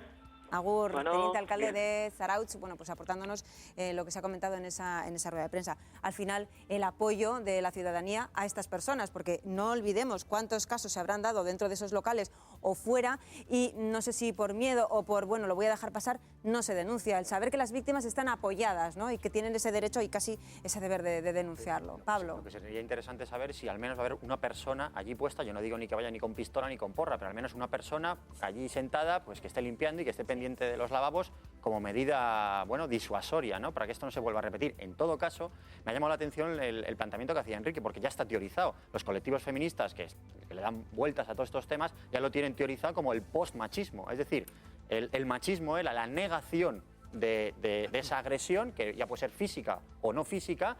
A veces amparaba en la excusa del desequilibrio hormonal, entre comillas, de las mujeres que se inventan cosas, será el machismo, ¿no? Eso no ha pasado, te estás inventando agresiones, yo no te estoy haciendo nada. Y el postmachismo, que es lo que acabamos de asistir en su planteamiento, es diversificar. Sí que existe, pero hay muchas más cosas al mismo tiempo, todo está al mismo nivel, diversificamos la argumentación. No hablemos directamente de la cuestión de las mujeres, sino del respeto en general. Esa es una forma de no ir al foco del problema y no arreglarlo, que inevitablemente va al final. Por alusiones, y luego me gustaría hablar del tema de Nagore Laffage, que lo has comentado. Las políticas de Enrique, igualdad. adelante. Bien, bueno, pues quizás como posmachista, que no sé si lo soy, sinceramente, tu es una planteamiento, nueva no que tú lo seas, calificación. digo tu planteamiento, no, Es decir, no que tú lo seas. es decir, yo conozco, insisto, a muchísimas personas que seguramente serán etiquetados, porque lo que nos gusta en la sociedad habitualmente es además poner etiquetas de todo tipo, sociológicas, políticas, partidistas, pero no son capaces de poner la mano encima de nadie, ni son capaces de pegar un grito a nadie,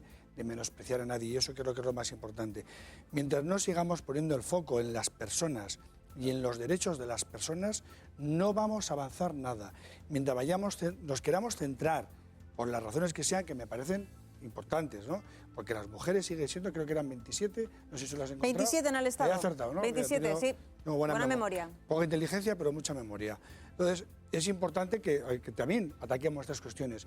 Pero si queremos abordar esto desde el plano de las generaciones, de las nuevas generaciones, tenemos que profundizar mucho en los valores, en las personas, insisto, y además mientras no tengamos enfrente al otro, seamos capaces de mantener empatía con él, con los problemas que él pueda tener y que tiene los mismos derechos que yo, no vamos a llegar a ningún sitio. Bueno, vamos a hablar del caso de Nagore Laffage, el asesinato de esta joven enfermera, esta joven de Irún, hace ya 5 años, en plenas fiestas de San Fermín, el 7 de julio. Resulta que ha habido una obra de teatro que ha ganado precisamente un premio que le ha dado la Consejería de Juventud del Gobierno foral, que rememora este hecho y que de alguna manera, escenificándolo por el recorrido del encierro, quería poner sobre la mesa este tipo de agresiones y sobre todo para que no vuelvan a ocurrir y recordar la figura de Nagore Laffage. Bien, pues el Ayuntamiento de Pamplona ha asegurado y ha dicho que no permite el desarrollo de esta obra de teatro en el recorrido del encierro. Estaría planteado para el día 3 de julio. Aseguran, hemos podido leer en distintos medios de comunicación, que se debe a cuestiones de tráfico o que simplemente ese recorrido está solamente exclusivo para cuestiones que tengan que ver con los propios sanfermines.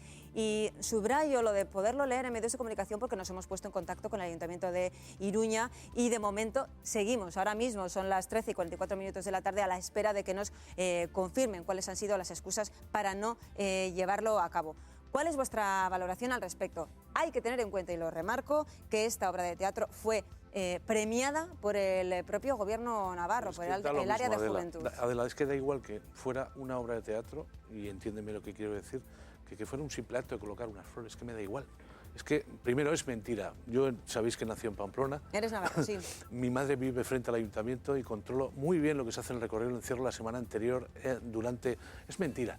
No es cierto lo que ha dicho el ayuntamiento, pero eso no me parece lo más importante. Lo más importante me parece es la falta de sensibilidad, que la puedo entender como error de un técnico inicial, pero el mantenerla y no el Mendalla ya no lo entiendo nada. Es decir, ¿cómo no vamos a tener unos minutos para ocupar unas calles en recordar a alguien que ha sido asesinada brutalmente hace 5 años? 5 años el ya, impacto fue brutal. No se ha olvidado nunca, ni no se debe olvidar nunca. Como no se olvidan los muertos en el encierro, no hay que olvidar estas cosas. Perdón, la condena ya fue discutible, digamos, pero bueno, no vamos a entrar en la actuación judicial. 12 años. El asesino, condenado y confeso, es de una buena familia de Pamplona. También se ha hablado mucho al respecto. Ya está en condiciones de pedir, como cualquier otro preso, la libertad durante unos días al año. A ver, todo ha evolucionado estupendamente, el recuerdo no puede evolucionar, el recuerdo hay que abandonarlo nunca. Me parece que para estar en un gobierno, en el que sea, y en un ayuntamiento más todavía, hay que tener sensibilidad. El alcalde de Pamplona y el equipo de gobierno les ha fallado lo más importante, la sensibilidad. Teresa Hez, la portavoz del colectivo Lunes Lilas, ha pedido precisamente un encuentro con el propio alcalde, que de momento parece ser que les ha sido denegado. Alababa y recordaba en la figura de Nagore Laffage y de muchas más cosas en estas declaraciones. Teresa Hez. El asesinato de Nagore Laffage es un tema claramente de San Fermín, ocurrido el 7 de julio del 2008, y además no solo eso, debería formar parte del programa de San Fermín como algo, efectivamente, evitar a cualquier otra mujer, y además como un recordatorio importante por ella y por todas. Debe ser parte de los sanfermines, no intentar ocultarlo, que es lo que sistemáticamente se ha hecho durante estos 5 años. Se estaba pidiendo una reunión con el alcalde, ¿por qué no se hace, Miriam? Yo creo que tendría que hacerse, y estoy muy de acuerdo con Alberto en el tema de la sensibilidad. Pero al margen de la sensibilidad, sí que es verdad que si nosotros también, como el Ayuntamiento de Iruña, nos ponemos puntillosos con el tema de que solo puede haber representaciones relacionadas con San Fermín, pero no pues... es verdad, Miriam. Sí. Te doy mi palabra, ya te buscaré el dato. Tienes mi palabra que no es verdad. Pero aunque fuera verdad. Pero aunque fuera cierto, si fuera cierto que solo puede haber representaciones relacionadas con San Fermín, ¿no es esta efectivamente una representación relacionada con San Fermín? No con la parte bonita de la fiesta, no con la parte festiva, de ocio. ¿Crees que lo quieren ocultar? Hombre, siempre perjudica. De hecho, además estamos hablando de unas fiestas que normalmente atraen bastante turismo, también turismo internacional, y hombre, estas cuestiones, evidentemente, esta agresión no ha sido culpa del Ayuntamiento de Iruña, faltaría más, pero sí que es verdad que perjudica la imagen y que puede haber, no lo sé, yo tampoco me atrevo, pero evidentemente puede perjudicar a la imagen de Iruña, pero sí que es verdad que hay que tener, y sobre todo desde los poderes públicos, mucho celo en prevenir este tipo de actuaciones, en informar, y qué mejor momento que unas fiestas en las que además entra el alcohol, que además cuando se consume alcohol las agresiones son incluso más brutales, unas fiestas en las que entra en juego el alcohol, qué mejor momento para prevenir, para avisar a las mujeres de que esto puede pasar, para recordárselo, para que estén más atentas, para que no bajen la guardia. ¿Qué mejor momento? A mí que me digan que esto Teresa no tiene que ver. precisamente decía una cuestión, iba un poquito más allá, decía, pero si es que le estamos dando una campaña para prevención de este tipo de agresiones gratuita. Bueno, yo por eso, a lo que acaban de decir mis compañeros de tertulia, no puedo, a esa falta de sensibilidad no se me ocurre otra que añadir la de falta de sentido común, precisamente en el Sostenella y no en Mendaya. Es decir, a mí me ha costado entender la noticia, francamente, y sobre todo en un país donde las ciudades españolas habitualmente están siempre llenas de manifestaciones, todas autorizadas, para cada uno, para reclamar o reivindicar lo que tenga por conveniente. Es que ni siquiera es una manifestación, es una representación teatral. Pero es que encima en esto, por eso digo que más a más, a mayor abundamiento, si nos encontramos con un hecho en concreto, que además, como comentabais, ha sido premiado y que yo creo que merece incluso ese plus de esfuerzo por parte de la corporación municipal para entender que precisamente esta... Solo el equipo de gobierno, no es la corporación. Solo el equipo de gobierno sea capaz de poner ese sentido común que hace falta en unas circunstancias como las que todos hemos vivido. Yo me acuerdo del caso de Nagore, me acuerdo como hace 5 años. Fue terrible. O 6, ¿no? 5 años. Como si fuese ayer. Quizás es porque ahí estábamos precisamente con Miguel Alonso Berza, que fue el letrado de la acusación. Y de verdad que me parece increíble que estemos viviendo esto. Este colectivo se ha reunido con los distintos grupos municipales, salvo UPN y Partido Popular, que no acudieron. Pablo. Bueno, realmente lamentable. Estas situaciones, yo no sé qué harán estas mujeres que, bueno, la portavoz ha salido ahora hablando. Yo creo que deberían mutar, cambiar la convocatoria y en vez de, bueno, ya que no les dejan hacer esta representación, que hagan una manifestación pacífica, democrática, cívica, en contra de una medida tan lamentable. Es decir, estamos constantemente hablando de la necesidad de inocular en la sociedad esos valores, en la igualdad, de tolerancia cero con los ataques hacia las mujeres, y vemos como es un ayuntamiento, o sea, un partido que se llama UPN, el que dice que eso no tiene cabida en su ciudad. Realmente es lamentable, pero en todo caso también hay otro factor, yo creo, que influye en todo esto, que es la alergia evidente que tiene, bueno, en general este partido con todo lo que significa movimiento popular, todo lo que significa iniciativas ciudadanas que no emergen de empresas privadas, de gerifaltes, de núcleos de poder, que sí que pueden montar iniciativas en San Fermín. Distintas empresas tienen espacios de la calle en Iruña para montar sus iniciativas, pero en cambio no se permite esta representación teatral, no se permite el espacio Agora Iruñea, que es una plataforma que impulsa distintas iniciativas. Es decir, el movimiento popular sofocado, como de alguna manera a veces pasa en Bilbao. En Bilbao, por ejemplo, hay un buen ejemplo que dieron las comparsas, que consistía en, a la hora de denunciar los ataques sexistas que se producían durante la Aste Nagusia, durante una hora determinada, se paraba la música, se ha parado en muchas ocasiones, y los comparseros se han subido a las barras donde están sirviendo las bebidas, y se hacía ahí simbólicamente un acto de repulsa. Pues bueno, ya vemos cómo el alcalde de Bilbao ha hecho permanentemente la guerra a las comparsas, y ahora UPN hace la guerra al movimiento popular, ya sea o recordando a esta persona que mataron en el año 78, al militante antifranquista, también con esas personas les hacen la vida imposible. Es decir, todo lo que sea que emerge de abajo, a por ello. Volviendo al caso de Nagore Laffage, hoy Uxue Barkos ha estado en los micrófonos de Radio Euskadi, en el programa Boulevard. Le han preguntado al respecto. ¿Considera Uxue Barkos de Geroa Bai que el asesinato de Nagore Laffage se puede marcar dentro de Sanfermines? Nos preocupa profundamente ver las razones que se dan para un caso que no tiene razón de ser. Decir que este no es un caso que afecte a los sanfermines, quiero recordar que la muerte violenta de Nagore Laffage se produjo precisamente en ese entorno. Creo que hacer de los sanfermines también un escenario en el que reflexionar en contra de la violencia de género es absolutamente fundamental. Decir que molesta a la ciudad, había cuestiones de tipo tráfico que hacían razonable no conceder este permiso, entendemos es una excusa. Me estaba recordando precisamente, Alberto, que es peatonal, obviamente, Es la calle peatonal, Estafeta recorrido de ahora cierre, mismo, excepto salvo para el carga y autobús descarga. urbano, carga y descarga y los taxis. Dos cosas importantes. Una, y si me permitís, es un chiste, pero entenderlo en el mejor sentido. Creo que harán como el chiste de los navarros, como no entran 15 navarros en un 600, diciéndoles que no pueden. Pues yo sospecho que en este caso harán como 15 navarros se meten en un 600 y harán lo que tienen que hacer, pese a que no tengan desde permiso. los lunes ya dicen, lo haremos Uno, sí o sí, no sabemos pues claro, cómo, de qué manera. porque son navarros, punto. Uno, y porque tienen razón, dos. Y tercero y muy importante, no es corrección, puntualización, Pablo. En Pamplona, en San Fermín mira, es una cosa estupenda, sobre todo si has nacido allí. San Fermín es un tiempo en el que el poder no lo controla todo, no controla casi nada. Y mira, era tal, el franquismo aquello era durito. Bueno, lo intentaron. Ocurrió en San Fermín 78, que ya hablaremos cuando queréis de aquello, que fue tremendo. Germán Rodríguez Sáez, militante del EKI, murió a lo de la Plaza de Toros. Pero en San Fermín no consiguieron, hay una cosa que se llaman las pancartas de las peñas. Allí, ¿sabes lo que había? Crítica. La crítica que no se permitía en los medios de comunicación. Estaba allí, la censuraban, la ponían de negro. Estupendo, es igual, la cantaban. La televisión no retransmitía corridas para que no saliera, daba igual. Pues que entonces nosotros cantamos el himno Eurovisión antes de empezar las corridas en Pamplona. Quiero decir, el espacio de libertad que es San Fermín, da igual. Eso de que los movimientos populares están en San Fermín, en la calle, porque la calle en San Fermín es de los ciudadanos, de casa y de los de fuera. Bueno, pues y el ayuntamiento que es esta muy representación pequeña. está prevista para el día 3 de julio, ya veremos lo que pasa, ya veremos si finalmente el ayuntamiento cambia de opinión o no. Seguiremos este asunto, desde luego. Pero de lo que queremos hablar en este momento, estamos en directo, 13 y 54 minutos de la tarde, es de las polémicas declaraciones del ministro Wert. Vamos a escucharlas enseguida. Ha insinuado que un estudiante universitario que no supere una nota media del 6,5 en una nota media debería replantearse por lo menos sus estudios, el no acceder a la universidad. Escuchamos.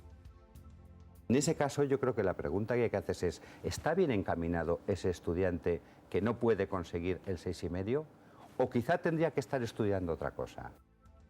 ¿Es algo que vale solamente para las personas que piden una beca?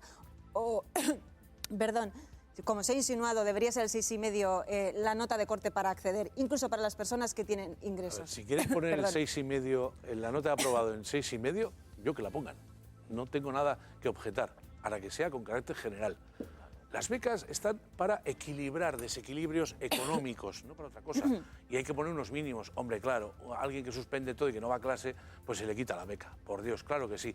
Pero en estos tiempos, yo tengo la sensación a veces con el señor Wert de que, primero, le encanta, yo creo que estaría aquí mucho más a gusto muchos días que de ministro, haciendo de tertuliano, porque es un excepcional tertuliano, es un provocador nato y seguro que estaba encantado de debatir con Pablo y con Enrique, con Miriam, contigo. Claro, una cosa es provocar en una tertulia y otra cosa es dictar una ley. Cuando eres ministro, yo, la verdad, o busca tapar algo, que de ahí me ha entrado la duda y he estado repasando a ver qué tocaba tapar estos días, porque es una estrategia vieja como la pana, o si no, no lo entiendo y su partido no lo ha entendido. Es decir, no se puede hacer el corte y en estos momentos menos. En estos momentos hay más dificultad que nunca para estudiar, por una razón sencilla, porque gente que antes solo estudiaba ahora tiene que trabajar. Entonces tiene menos tiempo para dedicar al estudio y por tanto va a bajar su calificación. En este momento subir, y además ese tono, es decir, que deje la universidad. Si tú crees que el aprobado de 6,5, como ministro lo planteas. Por cierto, sería bueno que de una santa vez va a ser la 7ª ley de educación en 35 años. Es que va a salir a casi una por legislatura. Es evidente que algo no funciona, pero es imposible que sigamos sin ponernos de acuerdo en nada, nunca. Claro, hay quien dice, es que las personas que ya acceden a la universidad o que están pidiendo una beca es porque primero han pasado un bachillerato y segundo han pasado esa selectividad. Claro. ¿No son cortes suficientes, Miriam? Bueno, pero que al menos, y además se pide una nota que se ha subido. Pero es que al gobierno español ya hemos visto que tampoco le parecen suficientes esos cortes, porque ha planteado 3 reválidas. Al final se ha reconducido la primera y se ha dejado en manos de las comunidades autónomas, así que no sería una reválida. Mira, yo hice los 3, no pasa nada. A mí eso no me parece mal si mejora la educación, pero no me establezcas cortes para sacar a gente de la universidad por razones económicas. Si tú quieres subir el listón porque consideras que se estudia mal, hagámoslo. Sí, tenemos problemas, ¿no? Perdón que te haya cortado. Sí, tranquilo. Pero lo que decía, ha quedado claro desde el gobierno español que no está de acuerdo, que cree que debería haber más cribas. Ellos parece ser que lo hacen por mor o buscando la excelencia, la brillantez de los alumnos. Y yo tengo ahí también mis serias dudas, ¿no? Y también estamos viendo, por ejemplo, en el caso del bachiller, que también las becas parecía que lo querían subir a un 6, pero como las comunidades autónomas en ese caso también han presionado, puede ser que en el caso del bachillerato lo puede reconsiderar. No sé en qué quedará al final el tema de la universidad, que también tiene una reunión con las comunidades, Sí. y no sabemos si de ahí puede salir algo. Yo de momento le veo bastante seguro y es que incluso los con propios intención de mantenerse. representantes de su partido en otras comunidades autónomas como puede ser Extremadura, Castilla-La Mancha, le han pegado el toque, le han dado el alto. Ayer, secretario de Organización, Carlos Floriano, hombre, alguien es en el PP, no quiso contestar. Es decir, sí, dijo que no iba a ser él quien contestara las palabras del ministro. Se están gastando un dinero en, digamos, relanzar la figura del señor Wert, su departamento. Suelta esta patata. Yo de verdad soy el que lleva la campaña y tiro la toalla. Se está hablando de que es una medida retrógrada, que al final va a expulsar de la universidad a muchas personas que no tienen ingresos, solamente van a poder estudiar y dado el incremento de las tasas a aquellas personas que tengan unos ingresos potentes. Sí, pero es Pablo. curioso porque esto ya está pasando. Es decir, con el incremento de las tasas en las universidades, hay 30.000 universitarios en el Estado español que están siendo en trámites para ser expulsados. Ahora mismo están en trámites para su expulsión porque no pueden pagar el plazo que les toca para pagar próximamente. Por tanto, lo que sí hay que agradecerle al señor Wert es su sinceridad. Es un tipo que, bueno, él muestra claramente lo que otros no dicen, claramente. Hay dos patas en la mesa en la educación del PP. Una es, ya la vimos hace poco, su lado más franquista, más nacional católico, con la cuestión de hay que españolizar a los estudiantes catalanes, y ahora acabamos de ver el profundo odio de clase, el profundo sentido clasista con esta medida que acaba de adoptar. Es decir, tenemos ahora mismo donde gobiernan, porque aquí como no tienen peso pues no lo vemos tan claramente, pero allí donde gobiernan, que es la Comunidad de Madrid, donde llevan muchos años gobernando, los hijos de los ricos, la gente con dinero, no tienen ningún problema, ninguna traba. Tú no sacas una buena nota o eres un vago, no estudias lo suficiente en el colegio, en el instituto público, te vas a la privada, porque hay institutos privados que levantan la mano y te aprueban simplemente por estar allí matriculado y ir a 4 clases. Que no sacas la nota de... Sí, eso sucede en Madrid. Generalizar, ¿no? No, si quieres te doy nombres, te doy nombres de colegios de Madrid que los he conocido. Sí, te los doy, pero te los doy en el pasillo, no en público. Pablo, la selectividad que pasa también están comprados. ¿Cómo? También la selectividad están comprados. Mira, por ejemplo, es una pregunta. Yo te puedo aceptar lo primero, que bajes el tono. Yo te digo, investiga, si quieres, tú lees, por ejemplo, las normas de acceso de entrada a universidades como CES, CEU, Francisco de Vitoria, todas esas universidades, muchas de ellas dominadas por grupos de extrema derecha católicos tipo Legionarios de Cristo, Opus, etcétera, ahí no tienes, la nota de acceso de corte no es la misma que la universidad pública. Por tanto, el clasismo ya está interiorizado en la sociedad. Pero volviendo al tema de las becas, ¿habría que darlas a todo el mundo? Porque ya se les considera que han sido lo suficientemente listos, trabajadores, etcétera. ¿Por qué han pasado un corte como puede ser la selectividad? Todos los estudiantes universitarios españoles que van a las públicas están todos becados. Eso es lo primero que hay que decir. ¿Qué es lo que cuesta? Los que van a las públicas. El costo 100 de la universidad pública, 70, lo paga... Sí, porque el 30% restante son las tasas. Lo pagamos entre todos. Eso sí, claro, todo el mundo está becado, ya de entrada. Luego la pregunta es, ¿a cuántos más podemos becar? Es decir, ¿a cuántos de estos que potencialmente pueden ser estudiantes universitarios, en este caso además se dice buenos estudiantes universitarios, para que con el dinero público efectivamente desarrollen esa actividad como discentes, ¿no? Entonces, bueno, y aquí este señor ha dicho, bueno, pues yo creo que hay que mejorar la eficiencia universitaria y yo elevo del 6 al 6,5. ¿Cuál es el problema que tiene que ver? Perdona, ¿cuál es el problema que tiene que ver? Que cada vez que abre la boca, muchos grupos van contra él. Es decir, primero fue con el tema de la LOMCE, que si el tema de la religión. Se acabó el tema de la religión, ya no se habla de la religión. Luego fue el tema de la inmersión lingüística en Cataluña. Ahora es el tema de la nota media, de las reválidas. Luego ahora ha sido el asunto, es decir, siempre son pequeños detalles, muy pequeños detalles de lo que es el conjunto del sistema educativo, tanto no universitario como universitario que tiene España, que tiene un problema muy serio. Somos uno de los países de Europa, por no decir el que más, donde más alumnos acceden a la universidad. Sin embargo, ninguna de nuestras universidades está entre las 200 mejores. Yo tengo ya, creo que unos 30 y tantos años de experiencia universitaria, como alumno y como profesor. Y nuestros alumnos universitarios no son buenos. Entonces, yo puedo entender que alguien por lo menos, y sea claro, porque eso tiene razón Pablo, yo estoy de acuerdo con él, porque decirlo que tiene razón igual me genera un problema, estoy de acuerdo con él, decir que es claro Sí, la ventaja que tiene el señor Wert, igual es porque ha sido un profuso tertuliano de varios medios de comunicación, es que al pan pan y al vino vino le caiga lo que le caiga. Más declaraciones del ministro Wert también muy polémicas. Venga, las escuchamos. Los becarios no solo no pagan por estudiar, es decir, no solo no tienen que pagar las tasas, sino que además reciben un dinero por estudiar. Es decir, no es que se les paguen los estudios, es que se les paga por estudiar.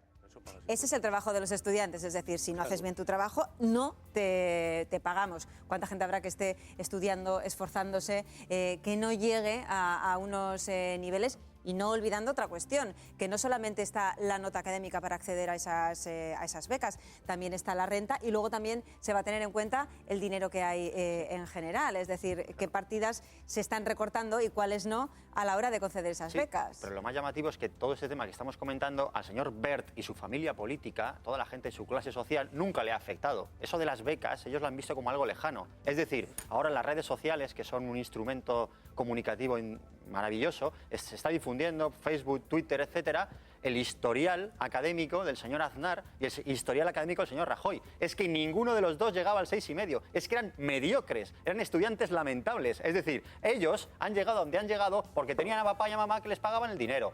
Esa es la gran hipocresía que hay aquí. ¿Dónde sacas tú el dato de Rajoy? Eso está en las redes sociales. Si investigas un poco, verás... Yo me he encontrado muchas cosas en las redes sociales. No, pero es que está allí reproducido. No tienes ni idea de lo que estás diciendo. De las memorias de Aznar. Está ahí reproducido, está dando vueltas. Por ejemplo, en Facebook, si os meneáis un poco por ese medio de comunicación, está el reproducido el historial, bueno, cierta cartilla, debe ser de algún colegio, del señor Rajoy. Lo que constatamos aquí es como ahora la gran mentira de que no hay nivel, que los jóvenes no estudian. ¡Qué falsedad! Cuando estamos viendo día sí y otro también investigadores brillantes que se tienen que marchar del Estado español porque no se invierte ni más de. Cuando estamos viendo cómo enfermeras... por un investigador que no ha sido readmitido en España, hombre. Y qué curioso, un investigador, uno. ¿Y cuántos médicos? ¿Cuántos médicos y cuántas enfermeras se las rifan en Inglaterra, en Italia, en Alemania, porque están muy bien formados en el Estado español? Claro. Lo que tenemos es un capital humano envidiable y chavales jóvenes que están aprendiendo y que se están formando. Lo que no tenemos es un mercado de trabajo para ellos y un desastre, un nefasto ministro que lo que hace es arruinar las posibilidades de los hijos de los obreros para estudiar. Contestación por parte de Belén Arrondo, de H. Bildu, en los micrófonos de ETV Hoy, a esta medida. Vamos a escucharle. Todo aquel que tiene ganas, aprueba y puede ir a la universidad y tiene derecho a beca, tiene que tenerla indistintamente del 6,4, 6,5 o 6,3. Aquí lo que se está planteando nuevamente es que aquellos que tienen dinero y pueden vayan a donde quieran, en este caso a la universidad o a donde quieran, y aquellos que no tienen recursos tengan cada vez más difícil y más dificultades para poder seguir estudiando y estudiando lo que quieran estudiar. Hay quien ha recordado que las becas son el garante de un derecho constitucional a la educación. Miriam. Sí, y además matizaré una cuestión. Pablo también mencionaba que no solo el caso de un investigador, sino también de enfermeras. El caso del Instituto de Investigación de Valencia, que acabó como acabó, con ERES porque no había inversión desde la Generalitat Valenciana, resulta que una de las chicas que estaba ahí, que se tuvo que ir, es una de las que estuvo participando en la investigación de aquellas células de la clonación humana, etcétera. O sea que estamos hablando... No, es que no son casos aislados, no cogemos son muchos el rábano casos. por las hojas. No, son muchos casos. O sea, es que, fíjate, ya hemos sacado dos más en el tiempo. Nos ponemos a pensar y serán muchos más. Pero que ese no es el problema. No, pero sí es el problema, porque a mí no me vale el argumento de la excelencia, cuando además, fijémonos en la injusticia, una persona que tenga dinero para pagarse la universidad, que saque un 5, esa persona puede seguir estudiando. Pero un chico que no tenga recursos o una chica saca un 6,4, se queda un 0,1 de conseguir esa beca y teniendo 1,4 puntos más que esa persona que sí puede pagar, se tiene que ir. O sea, un mejor estudiante que ese alumno que ha podido pagar porque tiene mayores recursos, no puede seguir estudiando, aun siendo mejor, con lo cual a mí el argumento de la excelencia, ya simplemente por esa contradicción, se me cae. Entonces, ¿tú qué pones? ¿Que todo el mundo acceda? Claro que no, yo estoy... No, es 5, ese es el equilibrio. No, señor, Enrique, perdón, Enrique, déjame acabar. El 5 es un minuto, que no intervenía. El 5 es el aprobado, por eso hay quien planteaba, bueno, pues entonces subamos el aprobado. Si tú quieres subir el aprobado, he dicho la primera vez, si tú quieres subir el aprobado, lo subes. Yo no estoy en condiciones de valorar si todo el mundo sale preparado estupendamente o no. Yo veo gente estupenda y veo que no sabemos nada de inglés. Luego, algo yo haría en inglés, por ejemplo, porque seguimos teniendo problemas serios, por ejemplo. Y que, por cierto, nos aborda... Y que, por cierto, nos aborda la reforma, que es lo que quería añadir. Gracias, Miriam, estoy de acuerdo contigo. Pero vamos a ver, en este asunto es que hay que distinguir dos cosas. Uno, Pablo, el que tenga dinero y su papá le coloca en una universidad X de esas que has mencionado, las hay de prestigio y de nulo prestigio, vale. Pero como luego si tiene trabajo en la empresa del papá, es que eso, tú y yo, nadie podemos entrar.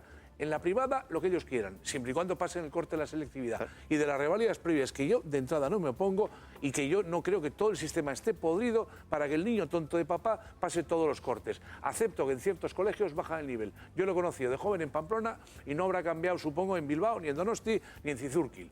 2. A partir de ahí viene la igualdad. Las becas valen para equilibrar, insisto. Entonces, yo mis impuestos valen para que la sanidad sea deficitaria, el autobús sea deficitario y haya becas para quien lo necesita. El vago fuera claro, Enrique. Claro, perdón, acabo. El vago fuera claro. Pero efectivamente, Miriam decía una cosa interesante. Si al niño de papá, con todos mis respetos, el 5,1 le vale para seguir tranquilamente en la universidad porque papá tiene dinero, al niño no de papá, el 5,1 le tiene que valer para que le mantengan la beca. Porque ha aprobado. Y si no hay dinero, perdón, si no hay dinero, pues mira, veníamos hablando antes, que suprima el Senado. Claro. Bueno, vamos no sé al qué, Senado, no, al Congreso. Aitor Esteban, parlamentario del Partido Nacionalista Vasco, le preguntaban por lo del 6,5 y respondía lo siguiente. Bueno, desde luego, si ha reunido un consenso tal en... Bueno, parece que tenemos un problema, lo intentaremos recuperar un poquito más adelante. Datos, ¿cuántas personas, cuántos estudiantes podrían quedarse fuera de las becas? Voy a citar la fuente, es una estimación del consejero de Economía, Innovación, Ciencia y Empleo de Andalucía, Antonio Ávila. Unos 340.000 alumnos del 1,5 millones de alumnos universitarios. Vamos a ver. Valoración. Eso sí que se ¿Es acaba. mucho, Yo es ya poco? lo he leído antes de venir en El Mundo a publicar esa noticia. Hay 1,5 millones de estudiantes universitarios en España, de los cuales 450.000 están becados. Y de estos 450.000, subiendo medio punto, se quedan fuera 340.000. O sea, eso es una pifia. Eso es una barbaridad. Déjame. Sí, pero una cosa importante es que esa beca no lo es todo. Es decir, en estos momentos, espera un segundo, no es lo mismo estudiar en tu casa, que tú te vuelves, que tengas que salir a otro lugar, tengas que residir en otra ciudad, que el precio es distinto y el costo es distinto. Pero vamos a ver, hay que coger el Real Decreto del 2007 me he leído, me he repasado los datos. Todos los tipos de becas que hay. Sí. Eso es muy importante. Claro. Y luego también se ha apelado muchas veces, porque yo me aburro de oír, es que es el derecho constitucional. El artículo 27 de la Constitución española, siendo un artículo que está incardinado en ese título, que por tanto es un derecho fundamental, no da derecho a acceder a la universidad. No da derecho. Pero se llama y estado otra del cuestión, bienestar. ¿por qué las personas no se ponen, por ejemplo, apelando a este derecho a la educación universitaria, a los números clausus? ¿Yo por qué no puedo estudiar medicina en la pública? ¿Yo por qué no puedo hacer ingeniería? Por ejemplo, ¿por qué? Porque ha habido alguien que ha dicho, hasta aquí. Usted tiene un 8,2, usted entra en un 9,2, usted entra en medicina. ¿Y qué? ¿Y por qué tengo? Perdone, yo tengo un derecho a estudiar medicina. No es que usted es tonto. No, es que yo quiero estudiar. 6,5 para todos igual, estupendo. Lo digo francamente, este señor ha decidido que con el dinero público yo paso del 6 al 6,5, porque entiendo que además es una manera de decir, señores, no todo el mundo, que es lo que pasa en España, tiene por qué entrar a la universidad. Tenemos un gran déficit en España con el tema de la formación profesional.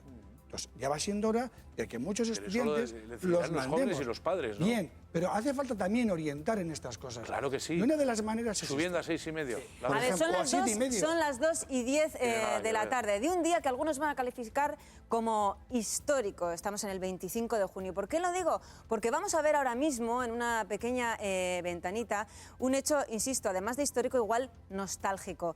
Estamos viviendo el desmantelamiento de esa gran catedral de San Mamés. ¿Qué ocurre? Pues que en unos minutos se va a proceder a desmantelar el arco, pues uno de los, desde luego, elementos emblemáticos de la catedral. Tenemos algunos datos.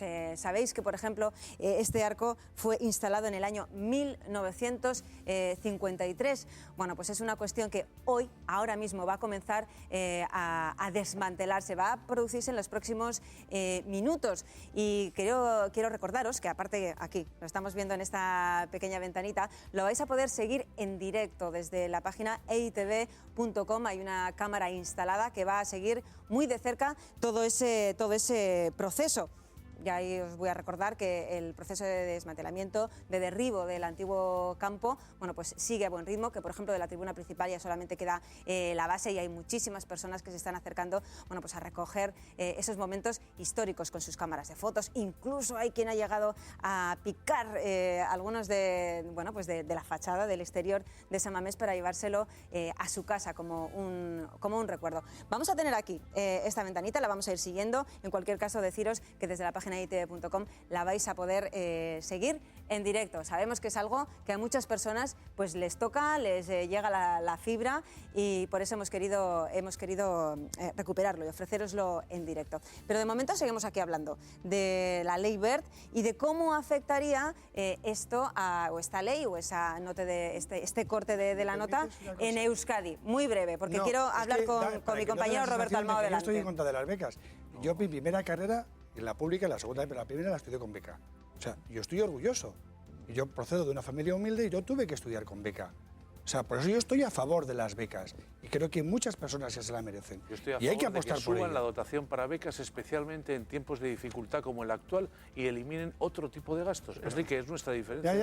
Aquí la cuestión yo creo que es ver qué se persigue con todo esto. Y evidentemente el modelo educativo que persigue el señor Wert y su partido tiene mucho más que ver con el modelo anglosajón, es decir, Inglaterra, Oxford, Cambridge, escuelas, universidades, claro, profundamente clasistas, a las cuales solo pueden ir los hijos de los ricos ingleses, o nos vamos a Estados Unidos y podemos hablar de Harvard y compañía. Pero esto los británicos estudian, aunque no vayan a Oxford y a Cambridge, hay más universidades, afortunadamente. Pero desgraciadamente luego el acceso a la vía laboral está mucho más sencillo si vienes de esas universidades que de las otras. Y eso depende de la exigencia. Bien, sí, pero... No, depende de la exigencia. Tú acabas la carrera y hay facultades en muchas especialidades, Pablo, en el que los contratantes, los empresarios acuden a por los mejores. Lo sabemos, eso te lo tienes que ganar a pulso. Eso no tiene que ver con la beca. La beca es el derecho a que tú sigas, incluso en momentos de dificultad.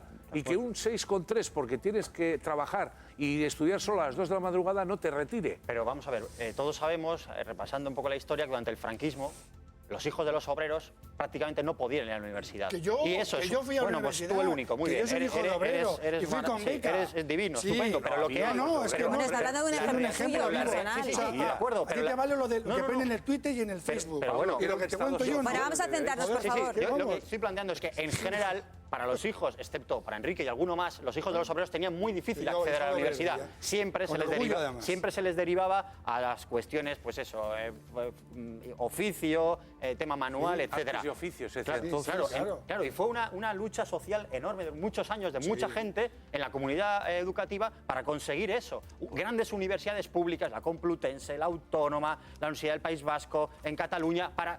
Pues todo el mundo por el mismo carril, porque eso es la igualdad al final.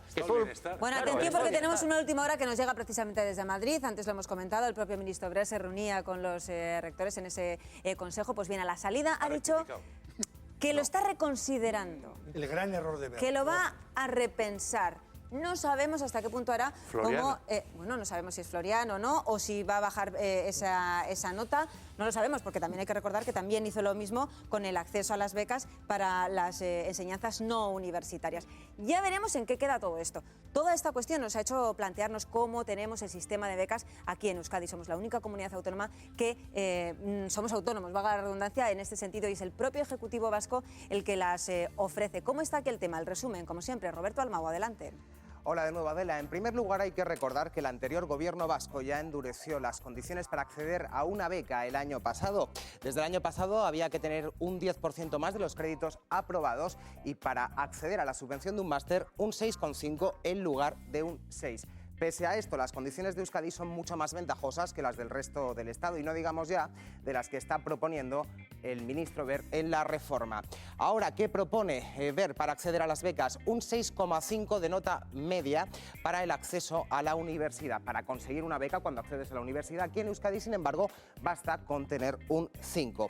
Además, para sacar adelante una subvención en un máster, el ministro ahora propone que se tenga que tener de media entre un 6,5 y un 7. Aquí en Euskadi es un 6,5 y el borrador del Real Decreto, esto quizá es de lo más importante, pide que para continuar con esa beca haya que tener por lo menos el 100% de los créditos aprobados o el 85% en caso de que se trate de enseñanzas técnicas. Aquí en Euskadi basta con el 75% de los créditos aprobados o el 65% en el caso de las enseñanzas técnicas. A pesar de que nosotros tendríamos condiciones más ventajosas, hay que destacar que el Consejo de Estudiantes de la UPV cifra en 1.000 estudiantes vascos menos que se quedaron sin becas durante el año pasado. Así que la pregunta está clara: ¿qué va a ocurrir? ¿Cuántos estudiantes se quedarán sin beca en el Estado si sale adelante esta reforma del ministro? Ahí está el matiz, si sale adelante, Roberto. Eskerrik asko, teniendo en cuenta esas últimas palabras del ministro de repensárselo, de replanteárselo. Aquí en principio estaríamos mejor, vamos a decirlo así, nuestras notas no son tan elevadas. ¿Creéis que cambiaría o que va a cambiar la opinión del Ejecutivo de Urkullu? Bueno, en primer lugar hay que matizar que, claro, la gente que sale en esos datos, los que no han podido acceder, son los que se han aventurado a pedir esa beca y les han rechazado, pero habrá otros muchos que ya habrán visto, bueno, yo con estos nuevos criterios seguro que no voy a entrar y me molesto en pedirlo. O sea que en realidad la gente que se ha quedado fuera sin conseguir las becas habrá sido seguramente más gente porque no se dispone de las cifras. Pero yo no creo que la mona va... Por los datos económicos, porque eso es un dato que no hace falta pensar mucho. ¿Cómo? La gente que no ha pedido becas porque ya sabe, con los Claro, datos pues por económicos, eso. más allá de las trampas que se hacen, si eso de paso. Claro, lo acabo de decir, es gente que nada más ver el decreto ya sabe que no va a entrar, con lo cual no es solo que el hecho de que nos haga y que haya habido 1.000 personas que no han recurrido o que no han podido acceder a esa beca porque se las han rechazado, no. Es que hay Eso los gente han que no la ha rechazado pedido. porque, efectivamente, pero es que lo he dicho yo. Sí, pero es que han endurecido la nota, no los temas económicos, que de eso no hablamos. Bien. Es un tema importante también, ¿eh? Claro. Aquí la nota. Enrique, Claro. como nos vean estos datos, alguien en Madrid nos sube en el cupo. No, si ya lo saben. No sé, seguro. No, si esto ya lo saben. La comparativa, como la iremos mucho, suben el cupo ya seguro. Como vamos a entrar Bueno, luego... igual hay luego seguimos. comunidades que empiezan a Pero solicitar exactamente era lo por mismo, hacer que un puedan chiste. gestionar Era por ellos hacer las un becas, chiste. lo cual no sé Era si por es hacer viable o un chiste. inviable, tal y como están las arcas de muchas comunidades autónomas. Pues ojalá nos dure un poquito el diferencial en este tema también, por lo que he dicho antes. Yo soy partidario de, en la época de crisis, especialmente dar prioridad a los temas más prioritarios, y para mí la educación lo es. Y las becas llegan hasta quien gana 38.000 euros para 4 personas. No es para los ricos, es decir, es para quien le hace mucha falta. Por tanto, hombre, si hay que sacar de otro lado, se saca. Si hay que cortar otros programas, se cortan. Ya sé que es muy fácil, el señor Urkullu y Gatzagaetxebarria, si me ven en este momento me querrían matar, me diría, toma, cuádralo tú. Ya sé que es difícil, pero quiero decir que es uno de los temas que merece la pena el esfuerzo. Y desde luego yo estoy dispuesto a subir la renta, el nivel de renta, no a bajar la nota, porque la nota rompe la equidad. Mira, el Consejo de Estudiantes de la UPV, con los que hablábamos hace bien poquito, nos daba un dato y nos decía que 1.000 estudiantes vascos se quedaron sin becas el año pasado debido a los recortes y a esas modificaciones que se hicieron. Tenemos declaraciones de Maite Zelaya, que es la vicerrectora de Estudiantes, Empleo y Responsabilidad Social de la UPV, alertando y advirtiendo y sobre todo poniendo en conocimiento de aquellos alumnos que lo necesiten la existencia de un fondo económico. Este fondo social consiste básicamente en que el alumnado que no ha podido hacerse cargo del pago de la matrícula podrá recibir esa cantidad por parte de la universidad, devolverá esa cantidad a la propia institución. Y estamos hablando de un fondo que en principio está dotado con 250.000 euros. Ya veremos de qué manera se puede luego devolver. Pero una cosa está clara, se garantizará al menos el acceso de algunas personas que de otra manera no podrían hacerlo, el acceso a la universidad. Pablo. Sí, no, positivo, y tenemos que ir en ese camino. Hay que diferenciarse todo lo posible de las políticas que están haciendo, en este caso, el señor Wert. Y ahí no hay que aflojar, porque todo lo que sea seguir su estela es hacer una política, como hablábamos antes, profundamente con un instinto de clase de priorizar a la gente que tiene dinero. En todo caso, también está la cuestión del contexto en el que vivimos. Es un contexto en el cual muchos estudiantes tienen padres y madres que están perdiendo el empleo. Es decir, todos sabemos, y conocemos estudiantes que se tienen que poner a trabajar, que no llega, que a fin de mes no se llega en casa. Se tienen que poner a trabajar, lo cual implica que tienes menos horas para estudiar, lo cual implica que tus resultados, objetivamente, seguramente serán peores. Por tanto, en un contexto como este, si encima les sube la nota, es que es ya el remache, ¿no? Entonces, el gobierno vasco yo creo que tiene no la oportunidad, tiene la obligación desmarcarse totalmente de los planteamientos de Wert. Bueno, pues os voy a dar las gracias por haber participado, por vuestras opiniones, por el debate. Eskerrik asko a los cuatro. A vosotros emplazaros a mañana, a eso de la 1:20, que volveremos aquí a desgranar toda la información y a conocer más opiniones. La información continúa en ETV1, en ETV2 con el Teleberri, y esta tarde ni más ni menos, no os lo podéis perder. Os dejo ahora con las recetas de Robin Food. Bierarte, eta ondo izan, agur.